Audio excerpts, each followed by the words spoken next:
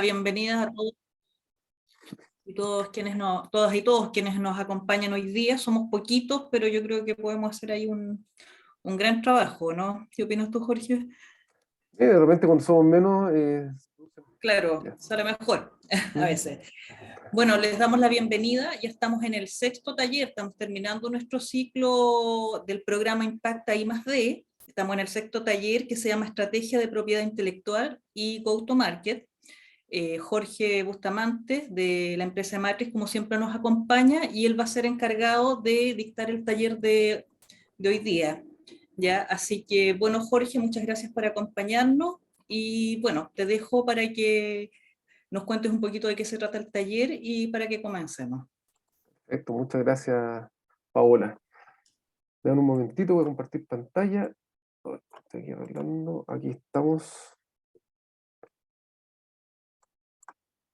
Aquí está.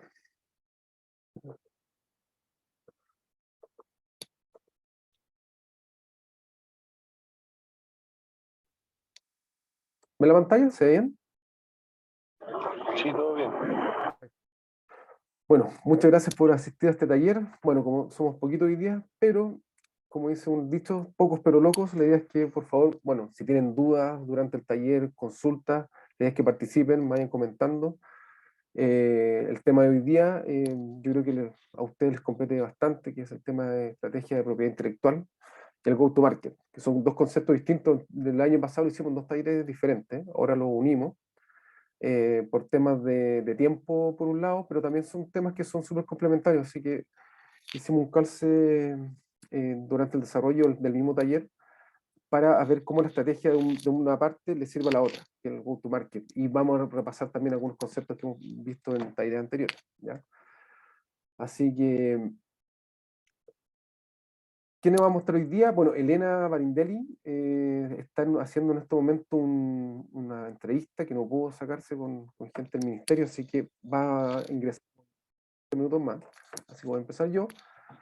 Para los que no me conocen, me imagino que ya la mayoría me conoce, yo soy socio de Matrix, y Matrix es un consultor de innovación y emprendimiento que lleva años trabajando con la universidad y en general con la academia. Trabajamos mucho con universidades, Ministerio de Ciencia y también con el mundo privado e institucional, ¿ya?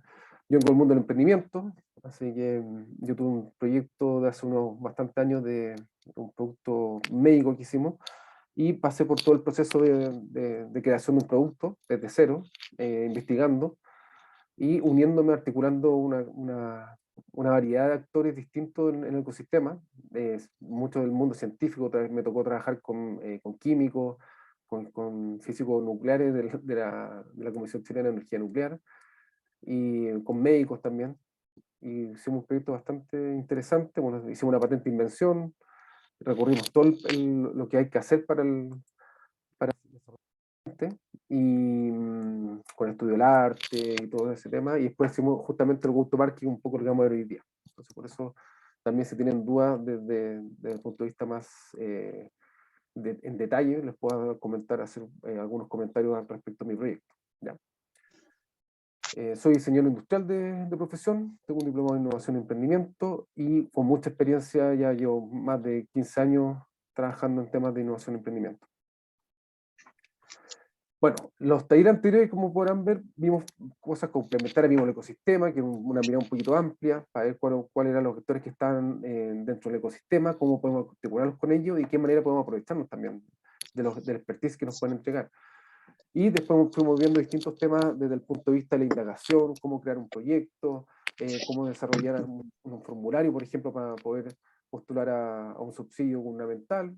Y hemos ido convergiendo por ejemplo, lo último que fue la articulación de asociados, que también tiene que ver mucho con el taller 1, y el pitch, ¿ya? Que imagino que estuvo bastante interesante a cargo de Antonio y Jorge Andrade. Y hoy día estamos en el taller de estrategia de propiedad intelectual y go-to-market. ¿Qué vamos a ver hoy día? Bueno, algunos conceptos básicos en propiedad intelectual, me imagino que la mayoría maneja bastante de eso, y después algunos modelos de propiedad intelectual.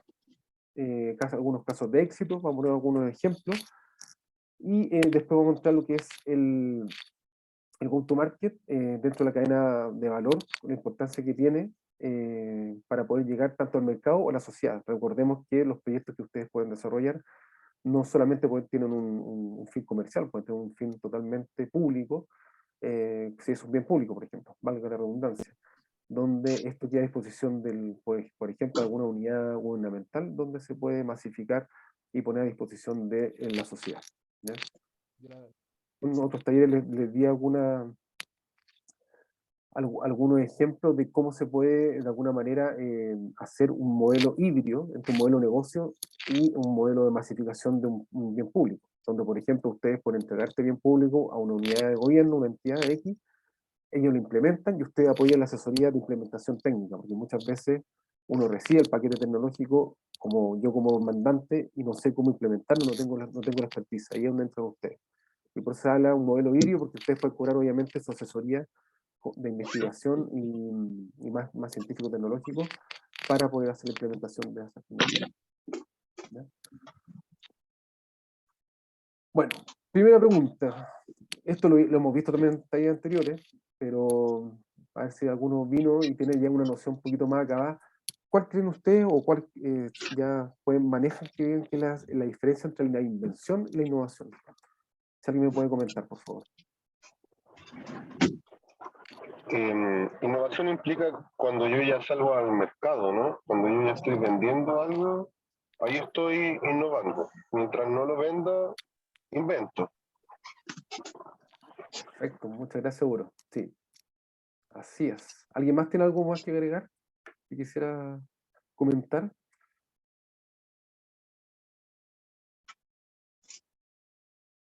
Bueno, pero tal como dijo Uro, por ahí va, exactamente. La diferencia entre la invención es un avance en la técnica, ¿ya? La técnica no necesariamente es algo que está, como dice Uro, implementado para alguna solución real, ¿ya?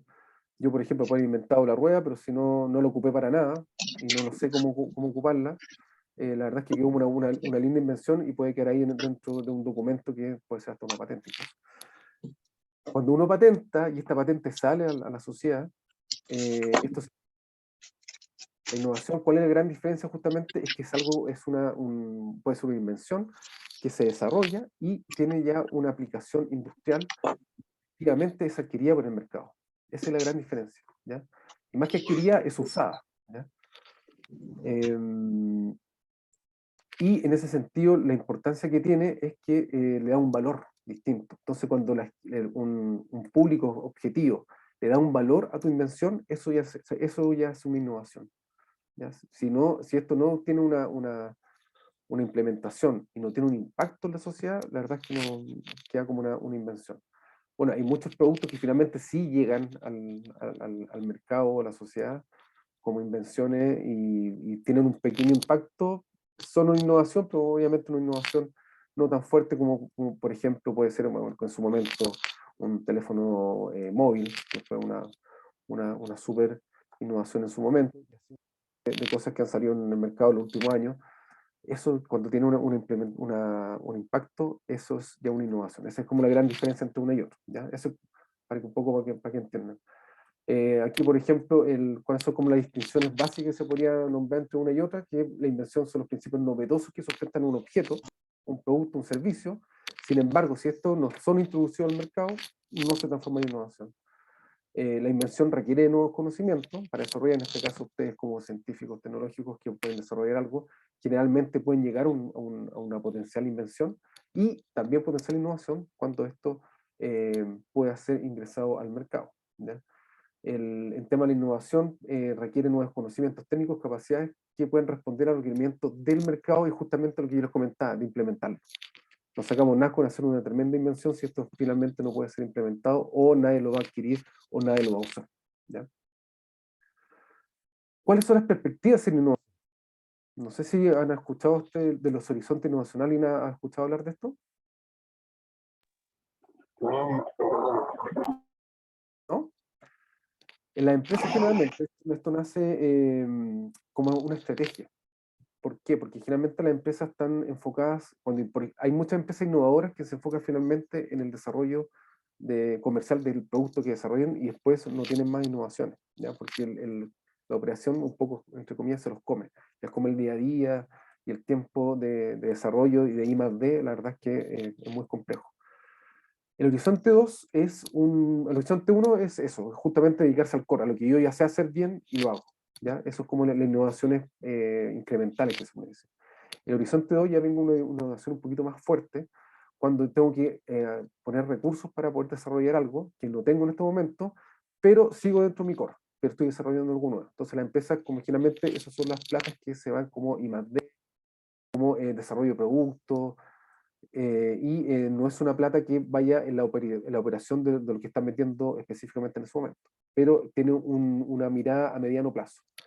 El horizonte 3 ya son procesos más complejos y más sofisticados, donde sí entra el I+D, donde generalmente se requieren los famosos contratos tecnológicos, donde sí pueden entrar ustedes, por ejemplo, como asesor de alguna empresa, para desarrollar algo a largo plazo. Lamentablemente en nuestro país son pocas las empresas que tienen esta mirada un poquito más eh, a futuro, con esta visión de poder desarrollar para poder llegar con mejores productos en un futuro no tan próximo, porque requiere una inversión grande, hay mucha incertidumbre, y por eso en países como el nuestro hay tan poco inversión en I+D. En otros países que ya tienen esto ya más desarrollado, es un músculo que se va desarrollando en el tiempo, y las empresas que no desarrollan, la verdad es que es difícil. Tenemos casos emblemáticos en nuestra industria, como la minería, la acuicultura y la forestal, que le ha costado mucho innovar. Ahora estos últimos años sí han tenido que hacer un poco forzadamente y han descubierto también el valor. Ahora todavía muchas empresas lo ven a largo plazo y les cuesta ver esto. Y aquí es donde entra este concepto de los tres horizontes. Entonces es muy importante, obviamente, darle la mayor fuerza al horizonte 1, un poco menos a la 2, y a la 3 hay que darle quizás menos fuerza, pero hay que dejarlo constante. Pues si no es constante esa línea de tiempo, ese proceso, la verdad es que nunca se van a tener resultados exitosos a largo plazo. Y eso puede ser una de las razones por qué hay tan poco bajo inversión y desarrollo I+D desde el punto de vista privado para poder llevar productos y servicios novedosos al mercado. Vayan preguntando, por favor, si tienen comentarios al respecto. Y dentro de todo este juego, ¿cuál es el rol que juega una patente? No sé si alguien ha patentado, ha estado en algún proceso de patentamiento alguna vez. No solo me ha tocado leer documentos de patente. Perfecto, le aseguro. Yo asesorando a una empresa en patentamiento, lo tuve que ver y vi que era bastante complicado. ¿Qué es lo que hiciste ahí, Claudia, específicamente? Estábamos patentando un envase 100% reciclable con una tecnología EVOP, que es un plástico que no se produce aquí en Chile. Y teníamos que patentar el proceso. De eso lo vi. Y tuve conversaciones con la abogada de la oficina, ay, no me acuerdo el nombre de la OTL, la Oficina de Transferencia. Claro, de la OTL. Y ahí conocí un poco el proceso, pero lo vi, yo creía que era más simple, la verdad. Ya, perfecto. No es tan simple. No es tan simple, claramente. Bueno, la patente tiene un rol importantísimo en todo este juego. No es excluyente. Aquí igual pueden desarrollar innovación sin patente, ¿ya?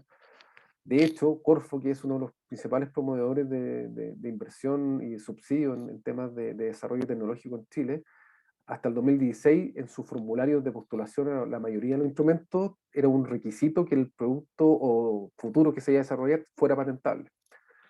Se dieron cuenta que era muy restrictivo finalmente, y hay muchos proyectos que pueden ser, bueno, cuando uno se le ocurre algo en alguna parte del mundo, lo más probable, somos 7.000 millones de personas, que otra persona se le haya ocurrido en otra parte, algo similar. Entonces, cuando alguien hace algo similar antes que yo, le quita novedad a mi proceso.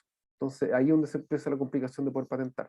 Por eso, Corfo abrió eso. Dicho eso, si uno logra patentar, es un activo muy importante para la institución o la empresa que lo desarrolle, porque se transforma en un activo. Y luego un activo es finalmente una inversión que tiene la empresa, que tiene un valor, y yo puedo transar ese activo tecnológico a otra empresa, a otra institución. Oye, ¿y siempre vale la pena patentar? Por ejemplo, no sé, mi tecnología puede no ser de punta, que ya si algo de punta, algo muy escaso, si es un alto valor inventivo, tiene como más sentido resguardarlo, pero, por ejemplo, si yo uso algo que está en todas las partes del mundo, y solo que yo me di cuenta que no se usaba de cierta forma. Ah, Pero es buen- muy fácil que otro vaya y lo haga, solo que yo tengo trabajo en el tiempo, pero develar mi mecanismo de trabajo a través de la patente puede ser un autogol, no sé.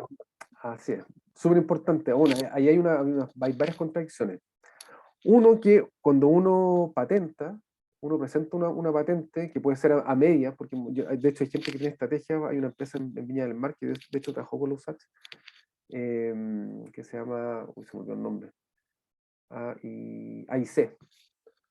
Ellos, antes de hacer un producto, tienen la patente ya casi lista. El tipo empieza a desarrollar la patente y la sube. Pero una vez que tú subes la patente, tienes un año para poder mejorarla. De hecho, más adelante tengo un esquema para que lo puedan entender mejor. Y en ese sentido, claro, el autogol que tú hablas, cuando tú una vez que esto lo pones esto se hace público, una vez que tú patentas, hay personas que entre comillas te pueden patentar, pero tú tienes la prioridad sobre ese conocimiento, ¿ya? Si alguien desarrolla algo similar en otra parte del mundo, no podría vender tu producto acá en Chile, por ejemplo, o las partes que tú patentes, sin antes hablar contigo. Entonces tú podrías cobrar un royalty, darle el permiso o claramente no hacerlo, ¿ya? Así que hay que tener, ahí es donde está el ojo. Y ahí está el problema, por ejemplo, entre las publicaciones y el patentamiento. Hasta hace unos años la prioridad de toda la universidad era publicar. Pero el publicar, eso sí que le da un autogol o le quita pertinencia. Tú publicas un artículo científico que tiene una base de un principio activo, de un desarrollo que tú vas a hacer posteriormente, te puede matar la patente. Y para mí es una contradicción. De hecho, yo cuando desarrollé un producto, nosotros subimos, antes de patentar, estamos haciendo la patente y subimos información a la web del producto, como nosotros promocionando esto que venía, y los abogados casi nos matan, ustedes se están cortando las piernas. Entonces, lo encontraba ridículo, si somos nosotros mismos los inventores, ¿por qué no podemos hacerlo? Pero no, una vez que sale a la luz pública, sea quien publique, te puede restar mérito en la novedad y por lo tanto truncar el proceso de patentamiento. Así que tener mucho ojo con eso. Por eso es bueno asesorarse con la gente de la IGT o la OTL antes si que tienen potenciales de un proyecto que sea potencialmente patentable. Por eso están los disclosures, que son estos es como documentos donde ustedes ponen que pueden tener un producto que es potencialmente patentable. Y muy importante que ellos lo lean para entender si esto, ¿ya? Ahora, es súper, como decía Claudia, es difícil entender si es patentable o no. Hay que ver cuáles son las reivindicaciones, y ahí entra una serie, ahí más adelante también lo vamos a ver, todos los actores que entran dentro del proceso de patentamiento, donde un actor importantísimo son los abogados en este caso, ya sea tanto dentro de la universidad o muchas veces la misma universidad contrata estudios de abogados afuera que son especialistas en propiedad intelectual. Y hay varios casos. Nosotros, de hecho, trabajamos con Covarrubias, que es una de las empresas que se dedica exclusivamente a desarrollo de patentes y todos los temas de propiedad intelectual, ¿ya? Eh, entonces, ¿qué es lo que es la patente? Como les comentaba, es un principio activo, o sea, perdón, un activo, perdón, que tiene un tiempo. Una vez que yo lo presento, tiene una duración de tiempo y protege mi invención frente a que otros me puedan copiar, ¿ya? Y comercializar, que es lo más importante. Esto tiene una duración de tiempo, y una vez que pasa ese tiempo, queda a disposición del público en general, a nivel mundial. Es una manera, como nació la patente, nace como una manera de la persona que se le ocurre algo nuevo, que hace un desarrollo tecnológico, de darle una prioridad sobre su mismo producto antes de hacerlo público. Es como contradictorio, porque finalmente yo, bueno, si yo tengo una invención, quiero dejarla para mí y quiero ser yo el único beneficiario del comercial. Pero la idea de esto es justamente que después esto sea un avance de la técnica a nivel mundial y que, igual que una publicación, que gente pueda, a partir de tu patente, poder desarrollar nuevos desarrollos tecnológicos, ¿ya? En ese sentido, es muy similar al tema de la publicación, ¿ya? Y lo que implica que esto tenga un avance en la sociedad, ¿no? A partir de tecnológico, desarrollo en temas de nuevos productos, nuevos procesos, mejorados, y generalmente, obviamente, que tenga un propósito de ese punto de vista. Fomenta la innovación, protege la invención al creador y entrega ventaja relativa a la competencia, obviamente, para poder tener la exclusividad, por ejemplo, en un mercado de poder desarrollar, ¿ya? Ustedes han visto alguna vez las noticias, por ejemplo, en su momento cuando Steve Jobs con iPhone peleaba con Samsung, y que son peleas eternas, que todavía están peleando entre quién patentó qué, pues las nuevas funcionalidades que le dan a sus dispositivos móviles.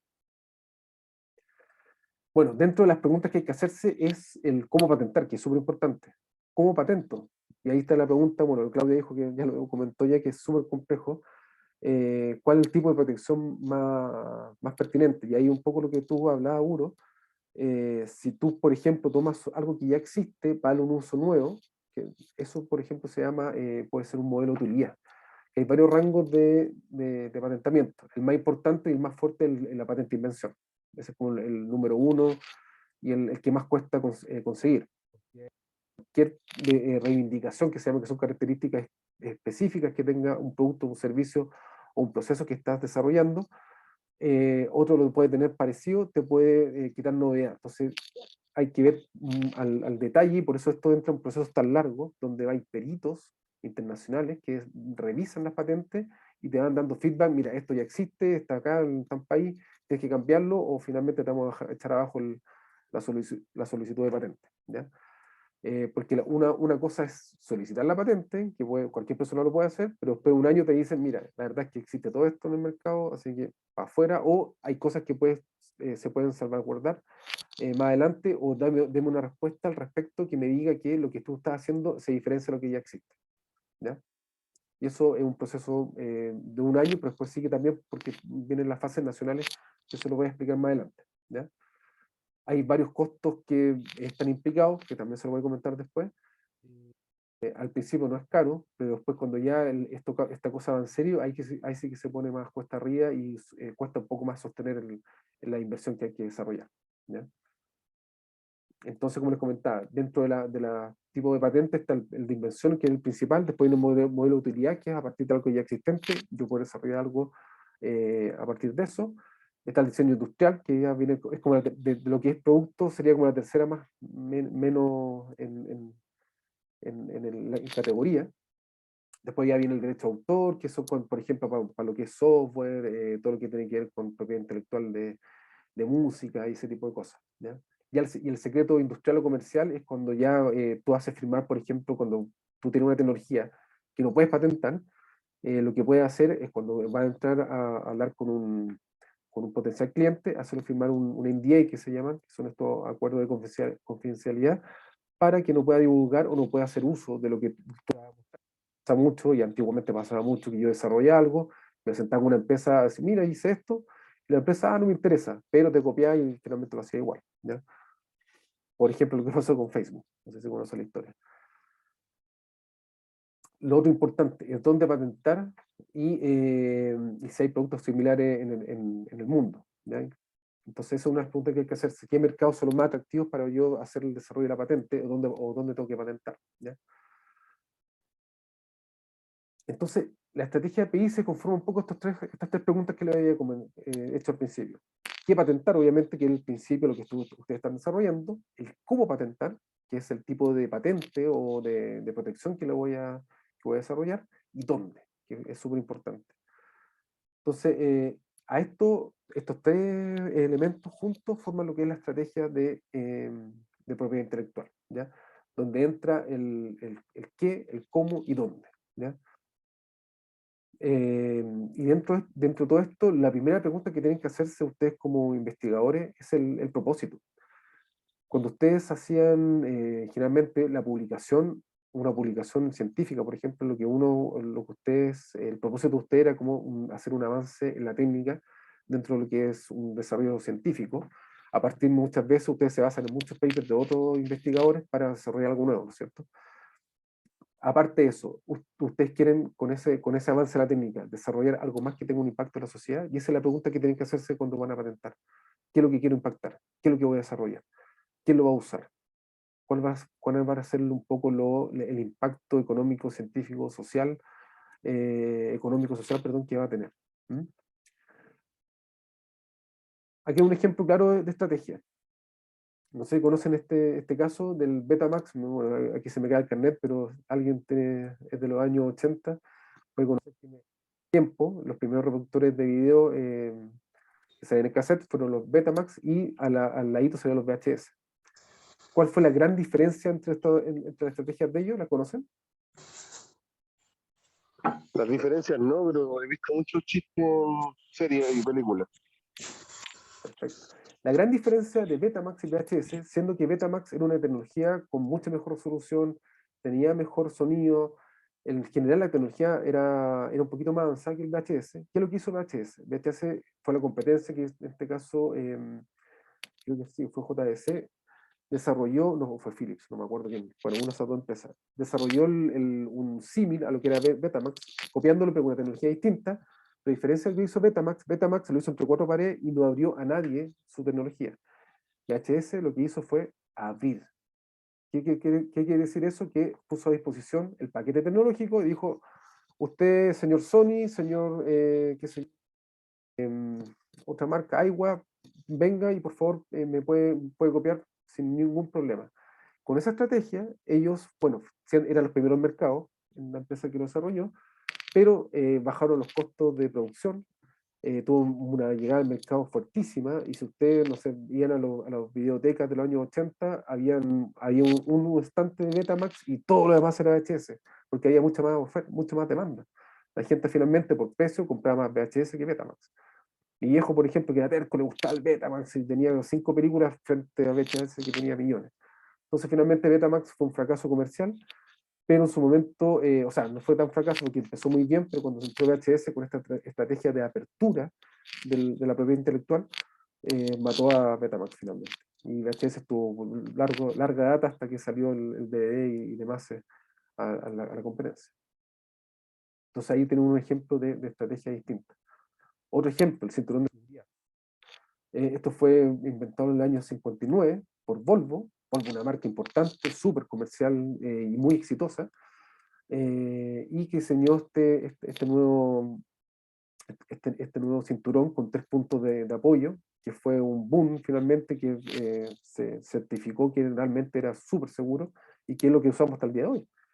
Tiene más de casi 80 años ya en el mercado, más de 80 años en el mercado.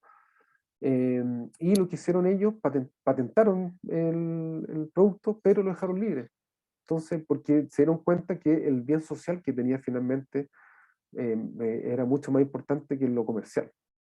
Dado eso, dirigieron entre comillas, esta estrategia y lo dejaron a disposición de cualquier otra automotora que quisiera incorporarlo, y finalmente fue la regla para todos los ministerios de transporte en el mundo que lo exigen de manera de seguridad de los autos. Entonces ya no entra ni un auto en ningún país que no tenga el cinturón de seguridad. ¿Ya? Es una regla ya. ¿Ya? Y es uno de los inventos que ha salvado más bien el mundo, para que tengan una idea. Y en ese sentido, también hay otro punto importante. Volvo finalmente, si bien pudo haber perdido plata, entre comillas, por haber tenido la, la propiedad sobre este producto, pero finalmente tuvo una muy buena imagen y finalmente mejoró la marca. Entonces, fue una por otra. Ellos dejaron en posición, dejaron de perder plata, entre comillas, por el tema de este cinturón de seguridad que le podrían haber vendido a la otra empresa, pero fue tanto bullado su donación, que finalmente a nivel de mercado y la gente le dio un valor mucho más fuerte a Volvo por haber hecho esa donación. Bueno, cuando hablamos de los avances de la técnica, tiene que ver justamente respecto de un producto, como hablamos del VHS, que pasó para el DVD, y bueno, el Laserdisc por ahí entre medio, que es uno especial,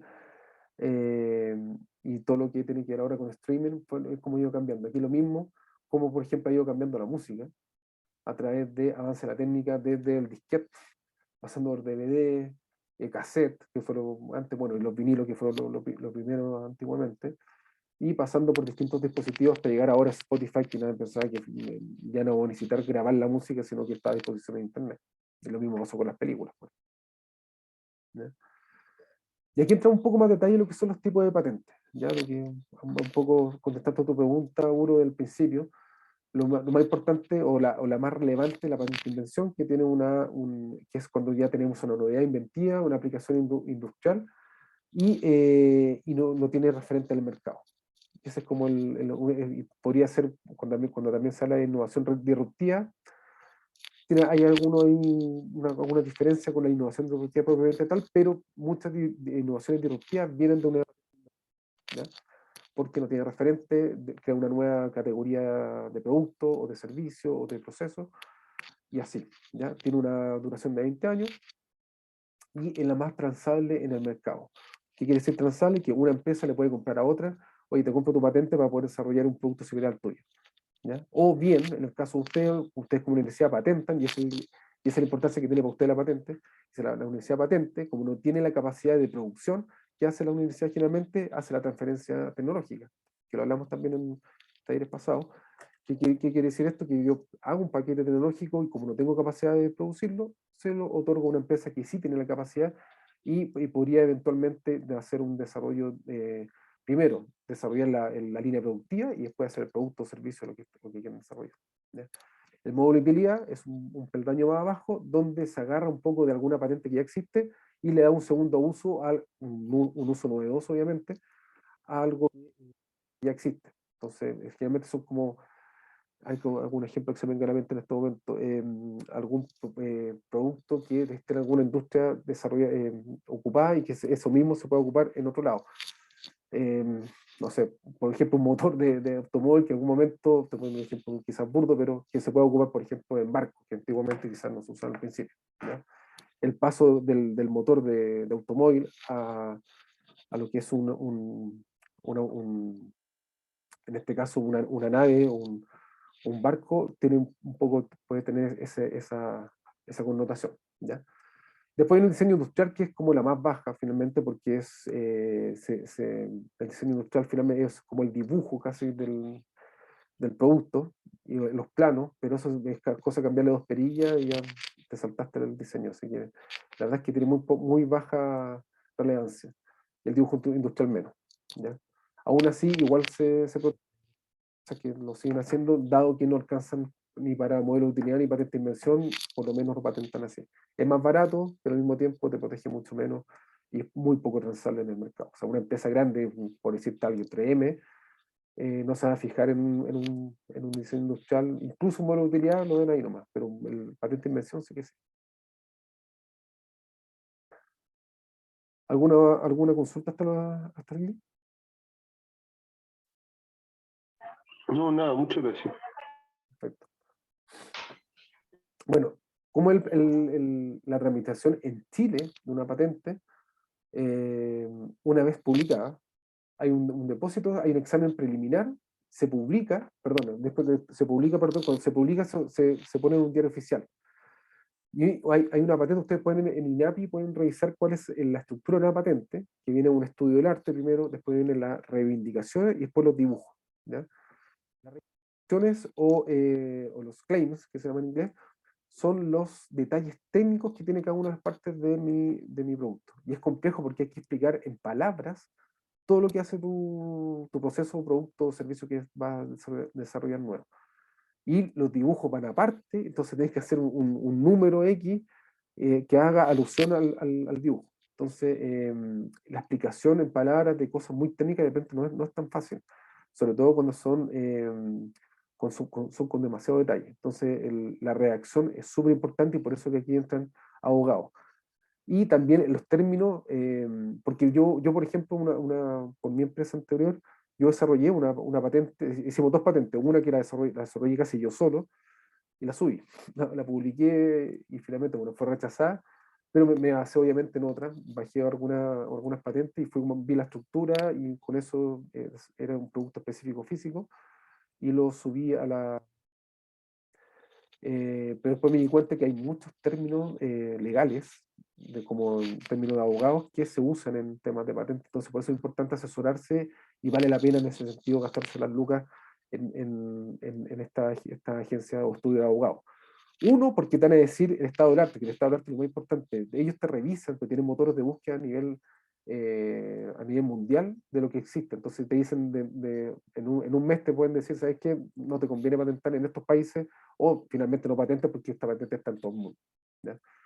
Así que es muy importante esa primera fase y después te ayuda en la reacción de la patente, que es otra. Cuando una vez que ya tengo la semi-certeza Digo ser incerteza porque muchas veces pueden haber otras cosas que estén escondidas y uno no están ni siquiera en estos repositorios de patentes, y tampoco estos estudios de abogado las encuentran.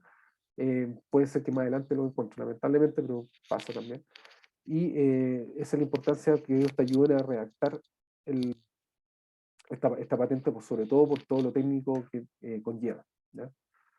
Después en el examen, esos son unos años que vienen después, que tengo otro esquema ahí que va por año, donde los peritos internacionales toman tu patente y la revisan y te empiezan a llegar las correos diciéndote cuáles podrían ser las reivindicaciones que tenés que cambiar eh, por el temas que pueden haber similitudes en otras partes del mundo.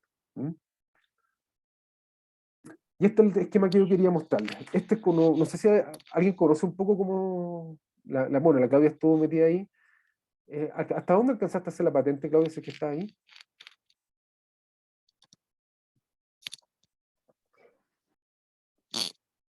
No está acá, bueno, como les comentaba, una cosa es el desarrollo. Ustedes, antes de la fase 0 que está ahí, la idea es que ustedes desarrollen el principio activo, de un futuro producto, y una vez que tienen la idea ya pueden patentar, no tienen que tener producto desarrollado, eso uno, ¿ya? Como yo les contaba, esta empresa, por ejemplo, en Valparaíso, en Viña del Mar, que ellos ya patentan con anterioridad sacar el producto al mercado, ¿ya? Ya pasa que tengo preguntas aquí está atendida, está metiendo la reunión. Perfecto. La registraron en Chile. Ok, muchas gracias, Claudia. No tienen, como les comentaba, no tienen que tener el desarrollar el producto propiamente tal, y ya pueden hacer el proceso patente, ¿ya? De hecho, hay muchos productos que salen después de la patente incluso ya lista, ¿ya? Ahora, es arriesgado eso, porque finalmente tú tienes la patente, te gastaste la plata de la patente, empezás a las fases nacionales que son más caras, y si el producto finalmente tiene algún problema o algún problema técnico y no pudo salir al mercado, perdiste la plata de la patente. Entonces, generalmente esto debería ir medio paralelo, ¿ya?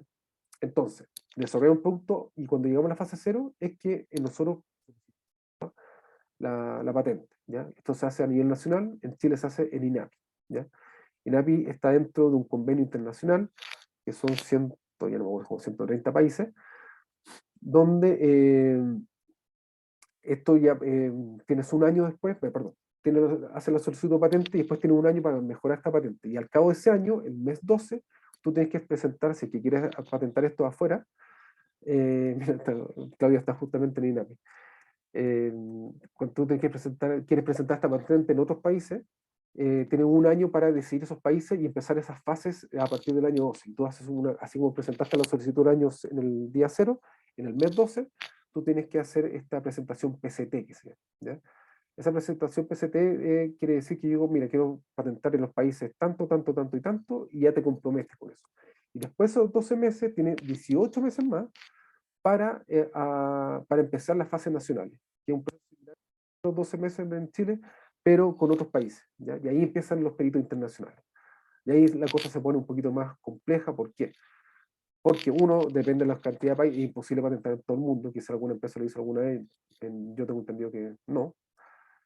Ahora hay convenios, por ejemplo, con Europa, que te puede agarrar varios países juntos, y generalmente uno sale a un mercado de interés más importante. En el caso mío, por ejemplo, el desarrollo que hicimos nosotros, que era un dispositivo médico, teníamos interés en Japón, pusimos Europa, pusimos 5 países como emblemáticos, y Estados Unidos.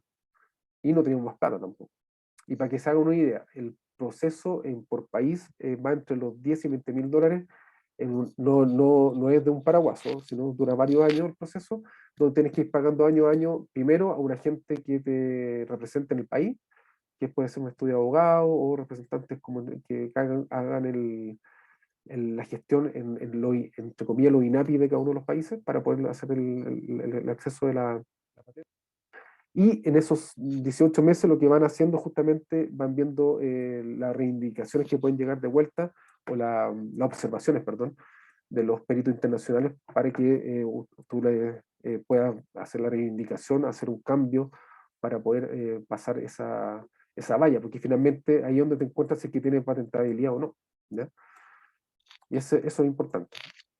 Entonces, después de los 12 meses viene la fase internacional, Y después vienen las fases nacionales, que ya cuando una vez que ya ingresaste la patente en esos países, ¿ya? Y esto, como pueden ver ahí, son desembolsos de dinero en varias fases, ¿ya? La primera, que es la solicitud de patente, creo que vale 3 UTM o 4 UTM ahora, no es caro, pero ya cuando presentas PCT empieza a subir. No recuerdo el precio en este momento, ahí si me puede ayudar Eugenia Cebolla, que está ahí en ARI. Y después viene cuando pasan a las fases nacionales, se pone más compleja la cosa, como les comentaba, al pagar a la gente tienes que pagarle anualmente una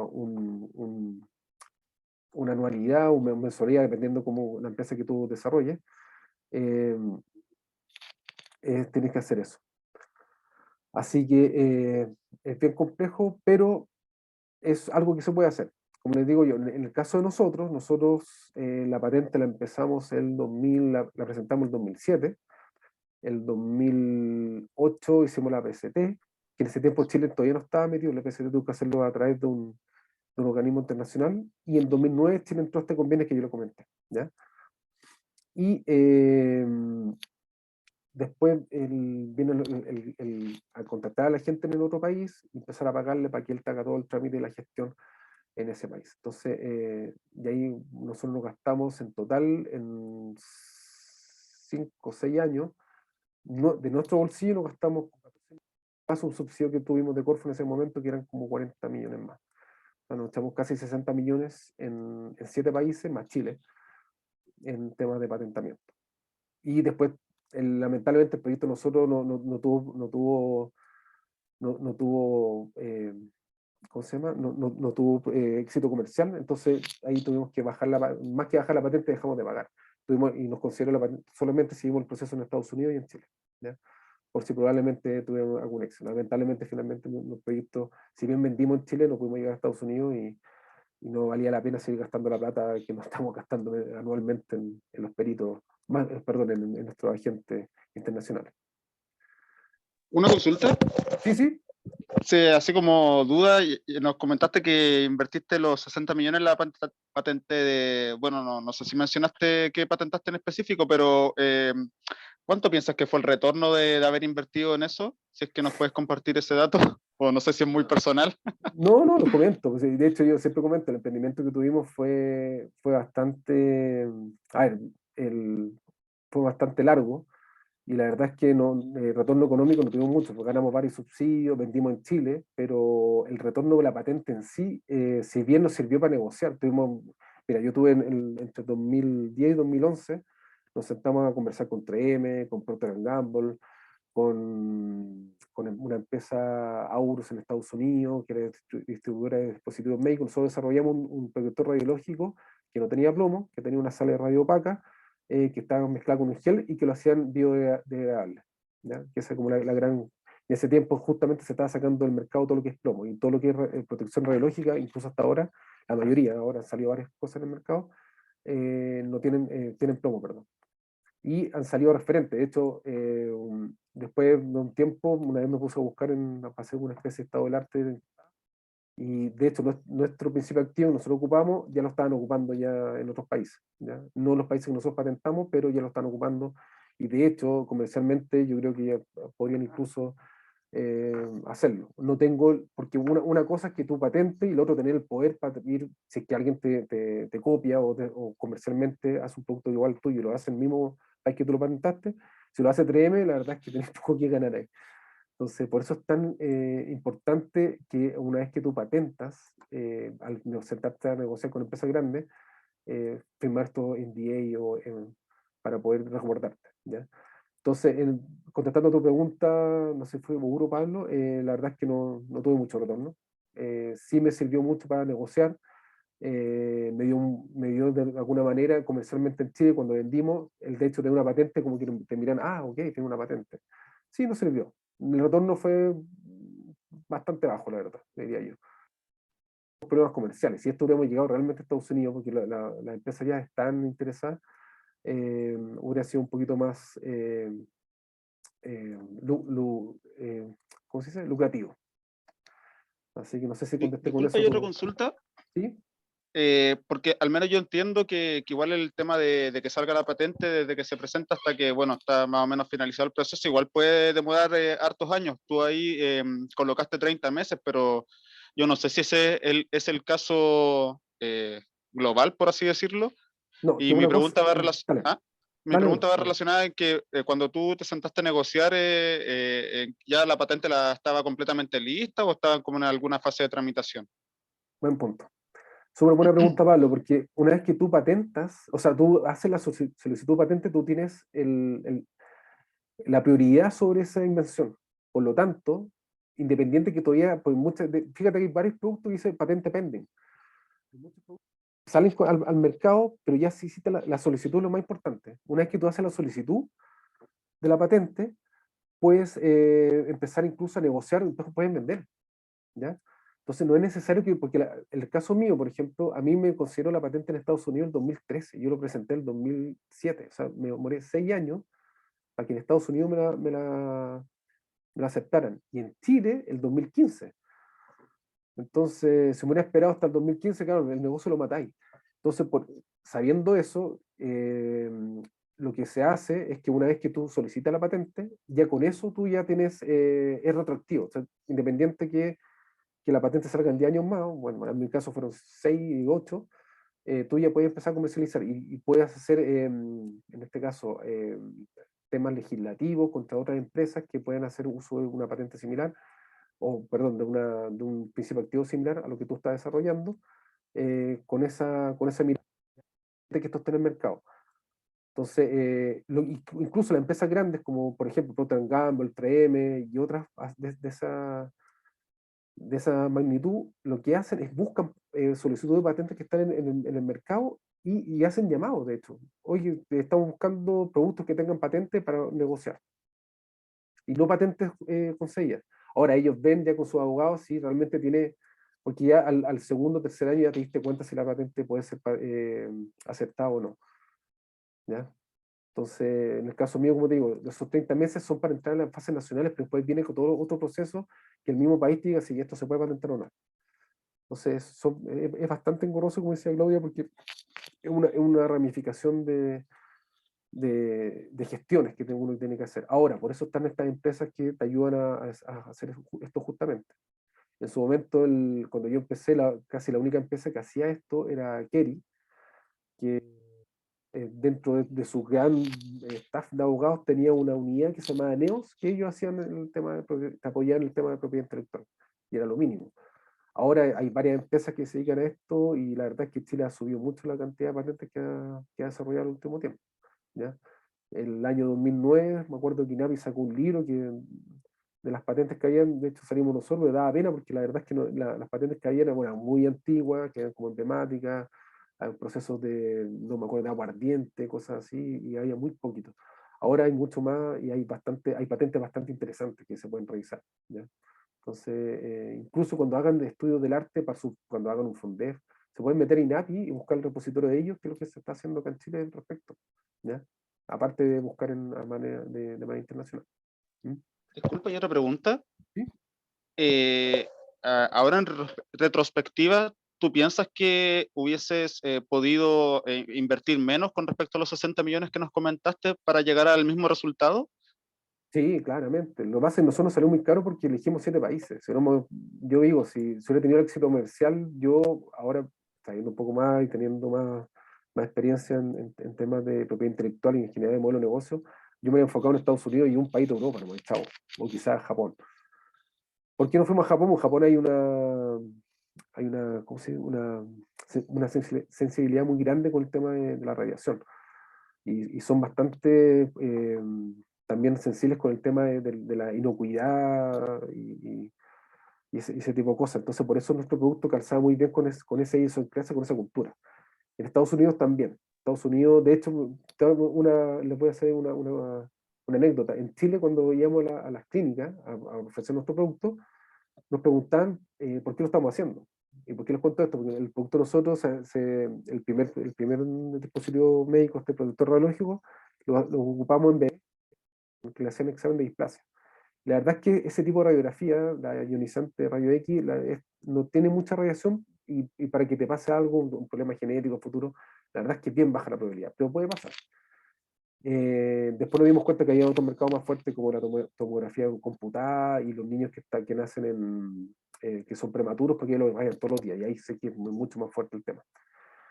Pero cuando fuimos a Estados Unidos, fuimos 2 veces, gracias a ProChile llegamos, tuvimos conversaciones con empresas allá, jamás nos preguntaron el por qué, nos preguntaron cómo lo hicieron, qué es lo que está detrás. Ellos estaban interesados en el producto, y por eso que hicimos, lo que gastamos en nuestro último tiempo de emprendimiento fue hacer todo lo posible para ir a Estados Unidos.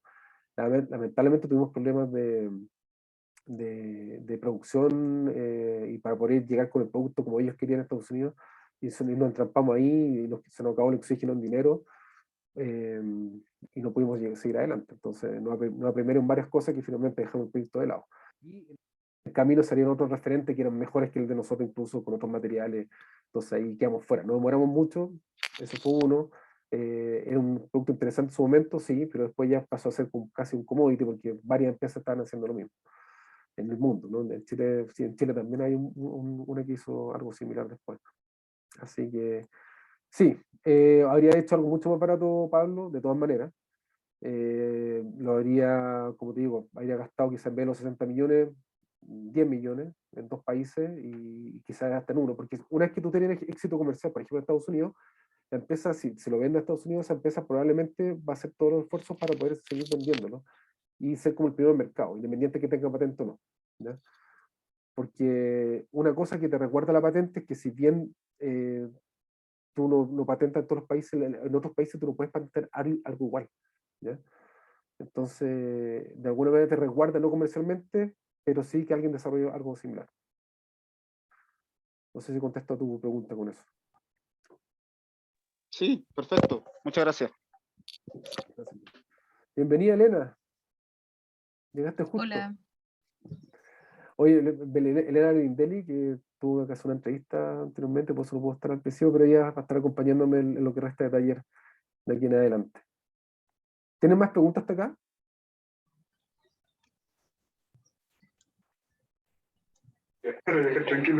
No, gracias. Perfecto. Bueno, por último, comentarle los actores Jorge, importantes. Sí, perdón. ¿me escuchas? Macarena. Mira, lo que pasa es que yo, aparte de la universidad, estoy colaborando en una empresa y esta empresa ya vende actualmente su producto.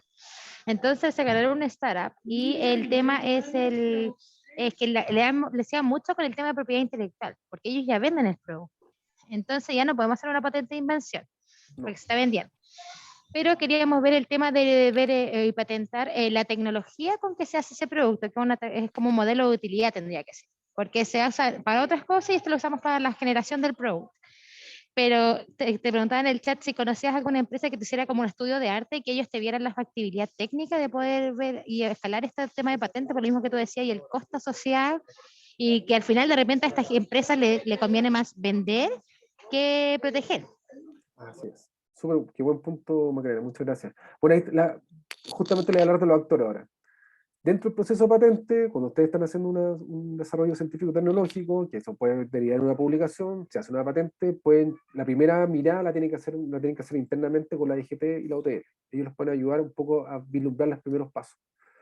Una vez que ven eso, pueden, por ejemplo, mostrar un FONDEF, se gana el FONDEF, con esa plata FONDEF lo que generalmente se hace, un estudio del arte, como tú bien comentas, Macarena, en este caso, para poder revisar qué es lo que hay en el mundo y si realmente es patentable o no, ¿ya? Además, lo que tú comentabas, esta empresa que está haciendo este modelo de utilidad del proceso, para poder ver si tiene potencial comercial, pueden eventualmente ir a otro actor importante, que son en este caso los estudios de abogado que los comenté.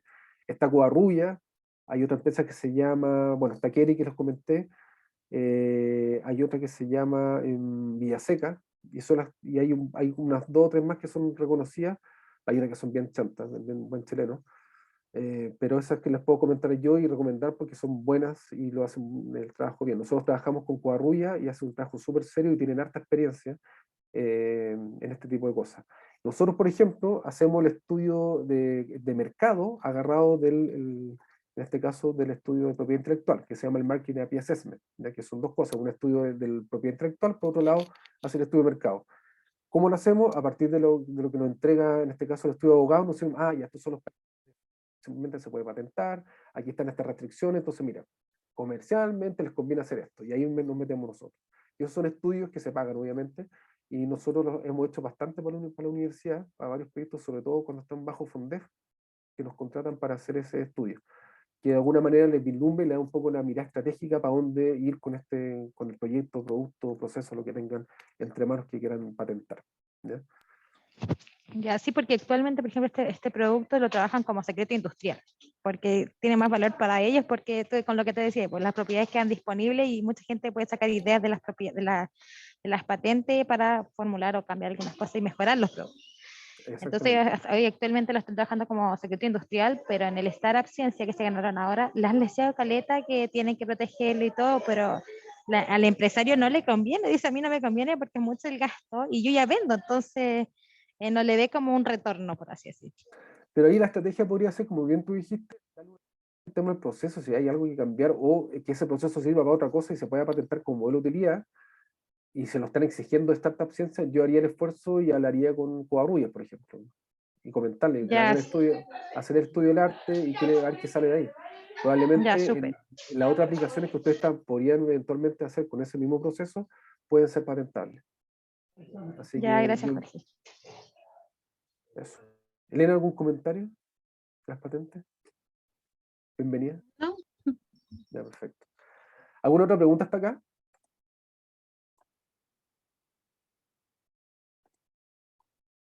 Perfecto. Oye, disculpe que no estaba mirando el chat, como estaba pendiente entre la pantalla de la gente que entra y todo, me perdí. Voy a mirar un poco el chat, creo que no hay más preguntas. Ah, sí, ahí está la... Sí, les recomiendo Covarrubias y compañía. Bastante buena, nosotros hemos trabajado bastante con ellos y de hecho trabajan con la universidad, trabajan con la UTL ustedes. Yo sé que la UTL también creo con Villaseca y otras cosas más. Así que estas mismas preguntas más se las puede hacer a la gente de la IGT o la UTL. Porque me imagino Ya, que tienen súper, mejor... sí, es que es un emprendimiento que está fuera de la universidad, entonces perfecto. no trabajo con ellos por ese mismo tema, por las cosas de la ¿Cómo se llama la universidad. empresa? Biophytech. ¿Preguntáis Es tú, una Elena? empresa que hace un bioestimulante Ya, para mejorar el calibre de las papas. Entonces, como que ellos ya venden y venden, incluso venden en Estados Unidos y ahora lo que le han deseado es con el tema del registro del producto. Entonces, todos sus esfuerzos están en tema del registrar el producto allá y hacer el estudio de campo allá. ya. Entonces, Perfecto. pero igual, como se ganaron Startup Ciencia, le pidieron que tenía que protegerlo y ahí están entrampados un poquito. Pero mira, porque en general los fondos de Corfo, subsidio en general, si bien te exigen ciertas cosas, no te piden que esto realmente, por ejemplo, si el estudio del arte te dice, oye, si que no es patentable, no te van a quitar la plata. Sí, pues, no sé si eso es lo que estamos viendo, como Si lo que- contratar una oficina que no haga el eso, estado del arte y diga cuál es la factibilidad y eso. también a nivel de como cuantificar el costo asociado a eso. Si es rentable o no, si ya estáis vendiéndolo sin la propiedad. Exacto. Entonces eso es lo que viene a hacer con Covarrubias, eventualmente podemos trabajar nosotros también ahí para ir a la parte comercial, si es que realmente, como dices tú, tiene cabida en el mercado más adelante, sino con patente. ¿Ya? Pero como te digo Ya, yo, gracias. y tu caso es súper interesante, porque tal como comenté anteriormente, no es necesario patentar para tener una innovación y poder tener un éxito comercial. Te ayuda, sí, y como activo tecnológico el día de mañana, claramente puede ser se puede hacer una transferencia tecnológica y poder vender el activo, pero no es tan común tampoco. Sí, sí. Ya, súper, gracias. Perfecto. Bueno, les dejo la pregunta ahora, para un poco interactuar. Si alguno de ustedes tiene alguna idea, proyecto de tecnología que crean que son susceptibles de patentar. Oye, Jorge, mira, esta es una pregunta así más del laboratorio. Lo que pasa es que nosotros trabajamos con microorganismos, con levaduras, pero nosotros no podemos patentar el organismo. Porque es un microorganismo natural. Entonces hemos trabajado en el laboratorio con híbridos, que son cruces de microorganismos. Y eso sí podríamos a lo mejor patentarlo porque es algo nuevo de nosotros y que tiene características particulares. ¿Eso es patentable? Por lo que yo entiendo, y Elena me puede ayudar un poco más, que es bioquímica, yo entiendo que sí. Sí, sí, es patentable cuando es algo nuevo, se puede patentar. Es como, por ejemplo, las bacterias o levaduras que tú compras en la empresa, cuando, no sé, tienes que hacer distintos ensayos que seguramente ustedes compran Sí, habitualmente. sí, claro. Esas provienen de la naturaleza, pero en el laboratorio las hicieron, las modificaron, Las hicieron ciertas mejoras, cosas, claro. ¿cachai? Y eso es patentado. Entonces, en el caso de ustedes, Ah, como ya. no es exactamente lo mismo la naturaleza, eso sí lo podrían patentar. Ah, ya, súper. Y por ejemplo, esto siempre tiene que hacerse una solicitud antes de la publicación, me imagino, de la levadura en sí. Está modificada, Sí, para que no pierda Sí. innovación o novedad. es novedad, exactamente. Y ese es uno de los grandes problemas de las publicaciones que les comentaba al principio respecto a las patentes. Otra estrategia que he visto yo en casos como el tuyo, Macarena, me acuerdo de una empresa que descubrió creo que era, Elena, ¿te acordás? Una molécula, la antartina, ¿te acordáis? Antartina se llama, ¿no es cierto? Sí. ¿Qué es lo que hacía? No me acuerdo, era una enfermedad, no me acuerdo cuál, pero bueno, da lo mismo. Descubrieron esto en Antártida que se da solamente allá y era súper específico y era esta molécula, la antartina.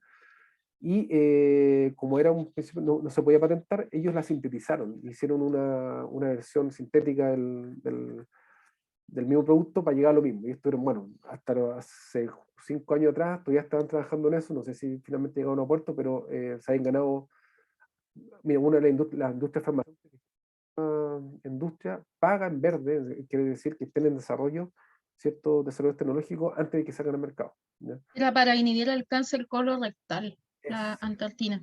ya, bueno.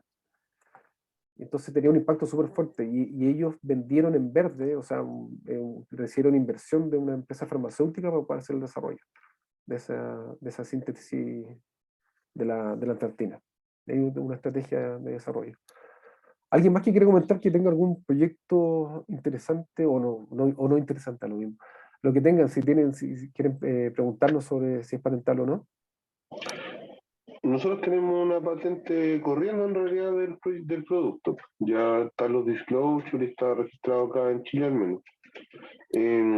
Claro, como está esa particularidad de que el microorganismo no se puede patentar, entonces se patenta el uso del microorganismo, que es lo que tenemos patentado, y el proceso para llegar a él. Perfecto. Pero me dijiste, ¿cuándo presentaron la solicitud? Ya deja ver los documentos, porque yo llegué al laboratorio después que eso, pero tenemos acceso al disclosure.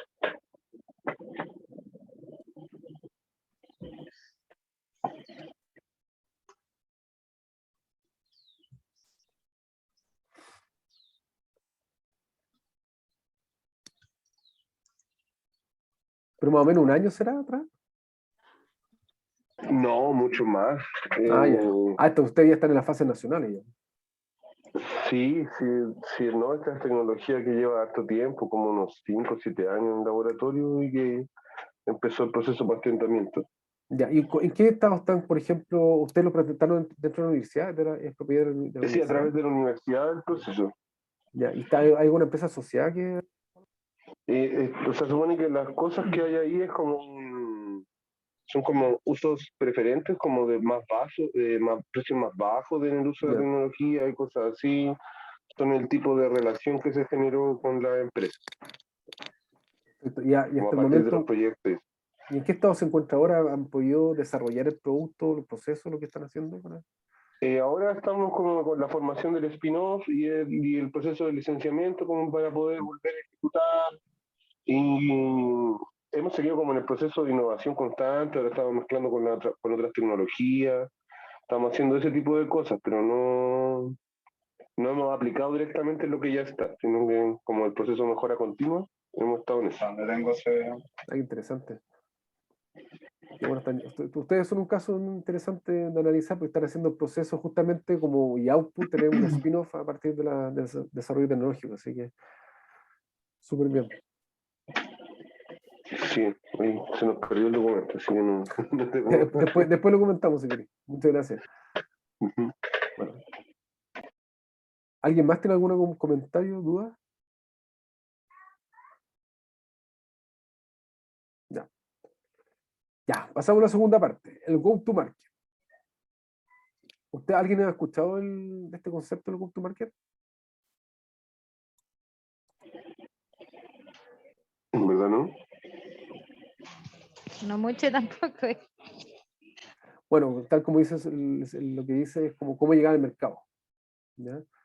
es una estrategia, se puede tomar como estrategia comercial, de masificación, y tiene mucho que ver con algunos talleres anteriores que vimos con modelo de negocio, con modelo de transferencia, porque es como cuáles son las acciones o actividades que tienes que desarrollar para poder llegar al mercado o a la sociedad, ¿ya? Como les comenté al principio, no necesariamente tiene que tener un fin comercial, puede ser también un bien público, y de qué actores o qué necesito para poder llegar al mercado. En el caso tuyo, Uro, por ejemplo, me imagino, bueno, tiene la patente, tienes que tener algún paquete tecnológico para que alguna empresa lo pueda desarrollar y pueda tener todos los conocimientos y detalles técnicos para poder implementar la tecnología, me imagino.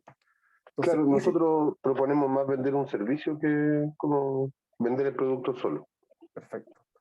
Pero aún así, la empresa tiene que entender cómo se implementa, cómo usted, y ustedes lo van a ayudar en esa asistencia. Sí. Entonces, esos son los pasos o las actividades que de alguna manera son los que tienen que visualizar para hacer el go-to-market. Y no tiene más, se puede de varias maneras, pero la idea es como hacerlo por fase y ver cuáles son las actividades que me faltan, por ejemplo, para paquetar el producto, en el caso tuyo, Oro, o si me falta todavía alguna fase de desarrollo, y más adelante, para poder comercializarlo. ¿Qué es lo que hago? Me tengo que asociar con una empresa, lo quiero vender directo, y eso es el go-to-market, y por eso se mezcla mucho con la estrategia o el modelo de negocio, modelo de masificación que hemos hablado en otros talleres, ¿ya? Entonces, Bueno, y no solo las actividades como tal para llegar al mercado, sino también evaluar en el tiempo qué recursos necesito para poder hacer eso, porque no es solo ver qué actividades tengo que hacer o qué socios necesito o como de temas de recursos humanos, sino también cuánta plata necesito y en qué momento y para qué cosas. Si necesito inversionistas, si necesito generar capital de otra forma, levantar algún proyecto Corfo, eso también es parte del go-to-market. exacto. Entonces, un plan puede ser amplio, en general, que va a permitirle, de alguna manera, teniendo los recursos que tienen, ver hasta dónde pueden llegar y qué es lo que van a necesitar. Por ejemplo, como dice Lea, se va a necesitar algún subsidio, va a necesitar quizás levantamiento de dinero, entonces le va a permitir visualizar hasta dónde quieren llegar también. Yo me he tocado muchos investigadores que finalmente dicen, es que no, es muy engorroso, mejor publico y me olvido de todo esto, que puede ser una opción también. O quizás que algún equipo lo pueda desarrollar finalmente dentro de la misma universidad y tenga quizás el tiempo y las ganas de poder llevarlo más adelante. Ahora, todo esto tiene un propósito, de ahí es súper importante que entiendan cuál es el propósito que tiene esto, ¿ya? Aquí está un poco lo que le había comentado. Y este propósito es un bien público, va a ser algo competitivo. ¿Qué es lo que quieren lograr con esto? ¿Quieren hacer un negocio? ¿Quieren ganar plata? ¿Quieren tener alguna, qué sé yo, o quieren ser reconocidos por haber desarrollado la tecnología? ¿O que simplemente quieren publicar? Eso es lo que tienen que, antes de hacer cualquier cosa, lo que tienen que ustedes, como equipo o como investigadores individuales, es lo que tienen que pensar.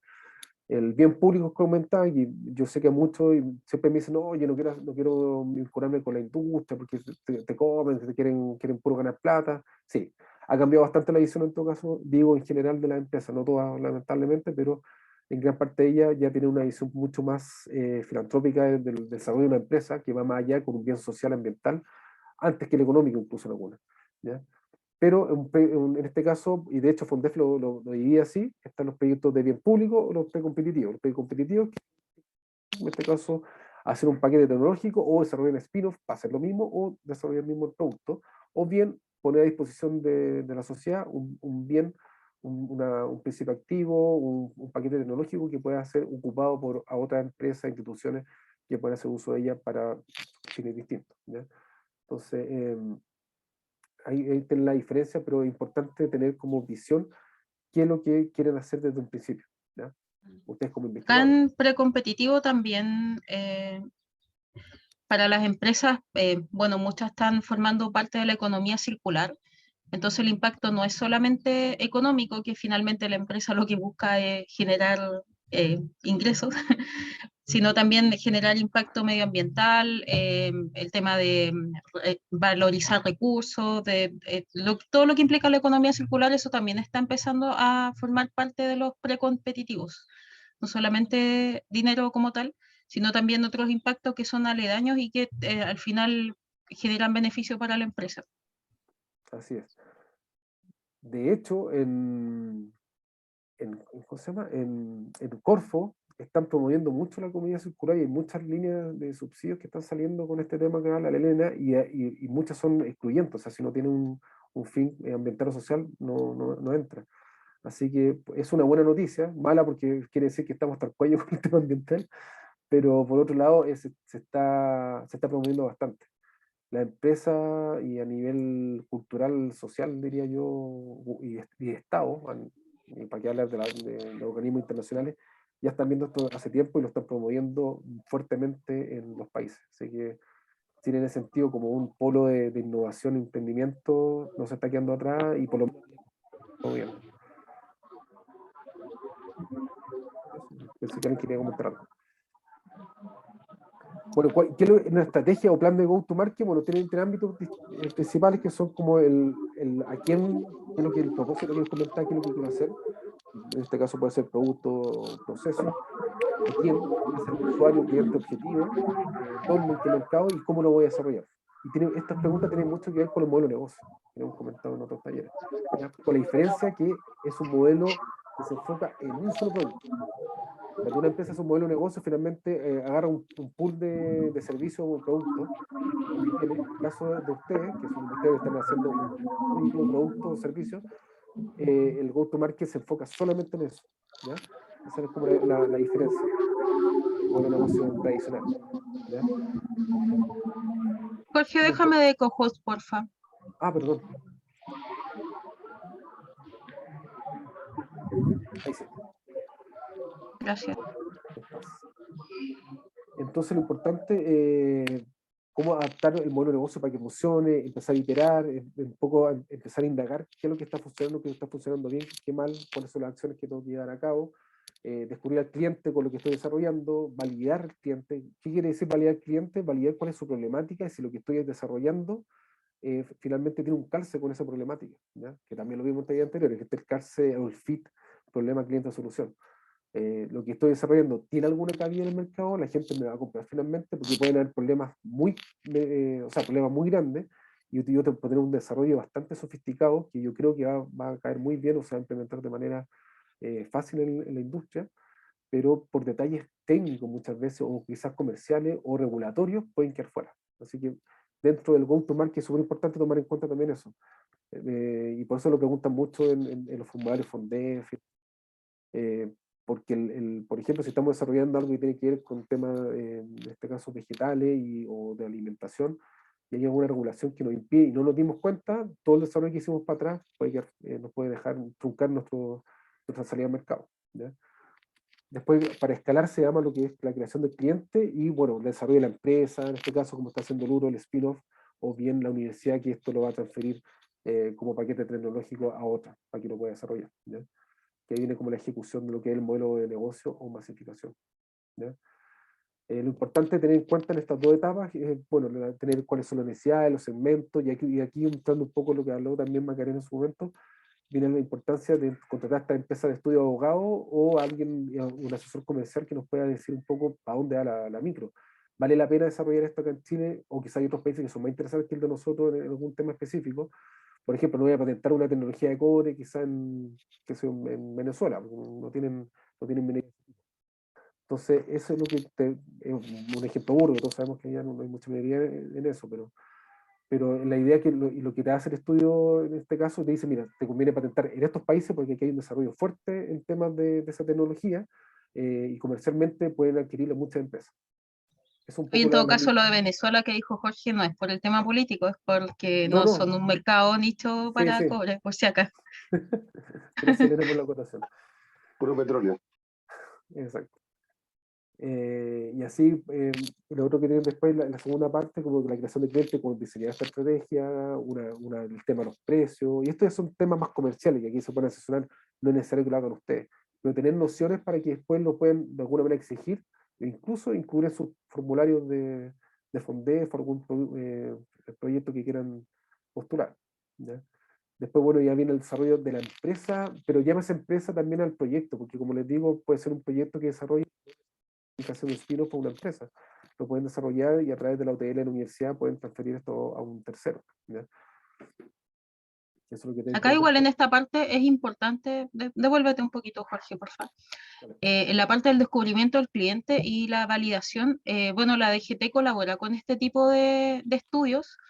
Es lógico que los investigadores no tienen por qué manejar este tipo de información y tampoco saber cómo se hace la búsqueda, pero es clave reconocer si efectivamente existe interés de parte del mercado para el producto o servicio que yo quiero desarrollar. puede ser que yo esté muy encariñada con el proyecto y que crea que realmente existe la necesidad, que es lo que mencionaba Jorge del FIT, problema cliente de solución, y en verdad el segmento de mercado o es muy chico y no tienen recursos para pagarlo, entonces no voy a poder recuperar la inversión, o en verdad existe otra tecnología que es un competidor con el cual yo no puedo competir, entonces esta parte, los dos primeros cuadritos es clave tenerlos bien evaluados para hacer un go-to-market, porque si no es perder plata. Entonces, en ese sentido, es necesario hacerse asesorar por gente que sepa del área comercial. No es solamente que yo creo que lo necesita la gente porque es mi producto estrella, sino que aquí tiene que ser un trabajo bien serio de estudiar el mercado, de conocer los clientes y sus necesidades. Y es más barato caerse temprano que llegar hasta las últimas instancias en el go-to-market y después perder toda la inversión que se ha hecho. Ahora, no, no siempre se pierde lo que se aprende en experiencia y se va para otros caminos. Pero tal como dice la Elena, es importante el tema de la validación. Nosotros hacemos para nuestros clientes, instituciones y empresas, la validación comercial. ¿Qué quiere decir eso? Que nosotros salimos a preguntar a potenciales clientes sobre bueno, sobre el mercado, sobre la necesidad, y después les presentamos la tecnología. A ver cuál es la reacción, si hay disposición a pagar, realmente hay un calce, quizás no están los investigadores o el equipo de desarrollo. Hay muchas veces que no ven toda la problemática y se enfocan y algún problema técnico los comenta o algo regulatorio los deja fuera, pero muchas veces se desarrolla y se dan cuenta cuando ya está esto a mitad de camino. Entonces, para evitar eso, es súper importante esta validación técnico-comercial que le llamamos nosotros. Entender al mercado, y eso lo pueden hacer a través de conversaciones, no tienen ni siquiera que contratar una empresa como nosotros, lo pueden hacer ustedes. Conozco casos emblemáticos de varias universidades, en el caso de ustedes, por ejemplo, que el Alfredo Artigas, que estuvo conversando la semana antepasada en la charla, ellos hicieron una validación, tenían contacto con la industria, pero ellos empezaron a tantear desde antes y encontraron la necesidad directamente, pero igual conversaron con ellos y fueron indagando sobre la problemática y validaron el proyecto. Y de esa manera se lanzaron después a desarrollarlo y a gastar el tiempo y la energía, que la verdad es que la lleva bastante trabajo, porque aparte de ser académicos, investigadores, más encima están llevando este spin-off. Entonces, siendo que lleva mucho tiempo, sobre todo desarrollar la empresa por fuera de la universidad o por dentro de la universidad, es bastante complejo. Así que denota mucho tiempo y eso, por eso es importante validar con anticipación y no estamparse después en fases posteriores. Y aquí un poco lo que pone como una línea de tiempo, lo que se suele hacer como podría ser un go-to-market en cuanto a años, donde hay una primera fase piloto, cuando ustedes ya pueden tener un desarrollo y hacer un prototipo. La idea, ojalá, es que puedan hacer una implementación básica o algún piloto con alguna empresa asociada, partner. Por eso es tan importante la vinculación con la industria. Si no la tienen, los invito a que conversen con colegas que lo hayan hecho primero y después a ustedes lanzarse a buscar empresas que potencialmente podrían ser mandantes en este caso o beneficiarios de lo que ustedes están desarrollando. Uno, para darle pertenencia a lo que están desarrollando, independiente que esto salga al mercado o no, le dar mucho sustento a la investigación misma. Y dos, porque si después de esto tiene un fin comercial, podría eventualmente tener un fin comercial, o por ejemplo presentar un Fondef o algo así, le dar mucho esfuerzo, ¿ya? Ver cuáles son las comunidades que tengan un grado de éxito del piloto. La idea es esto difundirlo. Por eso es tan importante tenerlo, un caso de éxito que le llamamos nosotros, para poder validarse frente a otros potenciales clientes, ¿ya? Acá hay un ejemplo, que parta con un financiamiento view por si acaso. Se puede también partir con un Fondef, con otro tipo de financiamiento. Solo un ejemplo, empezar con un view. Sí, esto es un ejemplo. Tengo razón que no había visto el view abajo.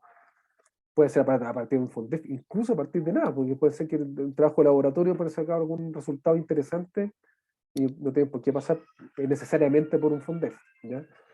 Así que en ese sentido no hay que encasillarse y esto es súper abierto.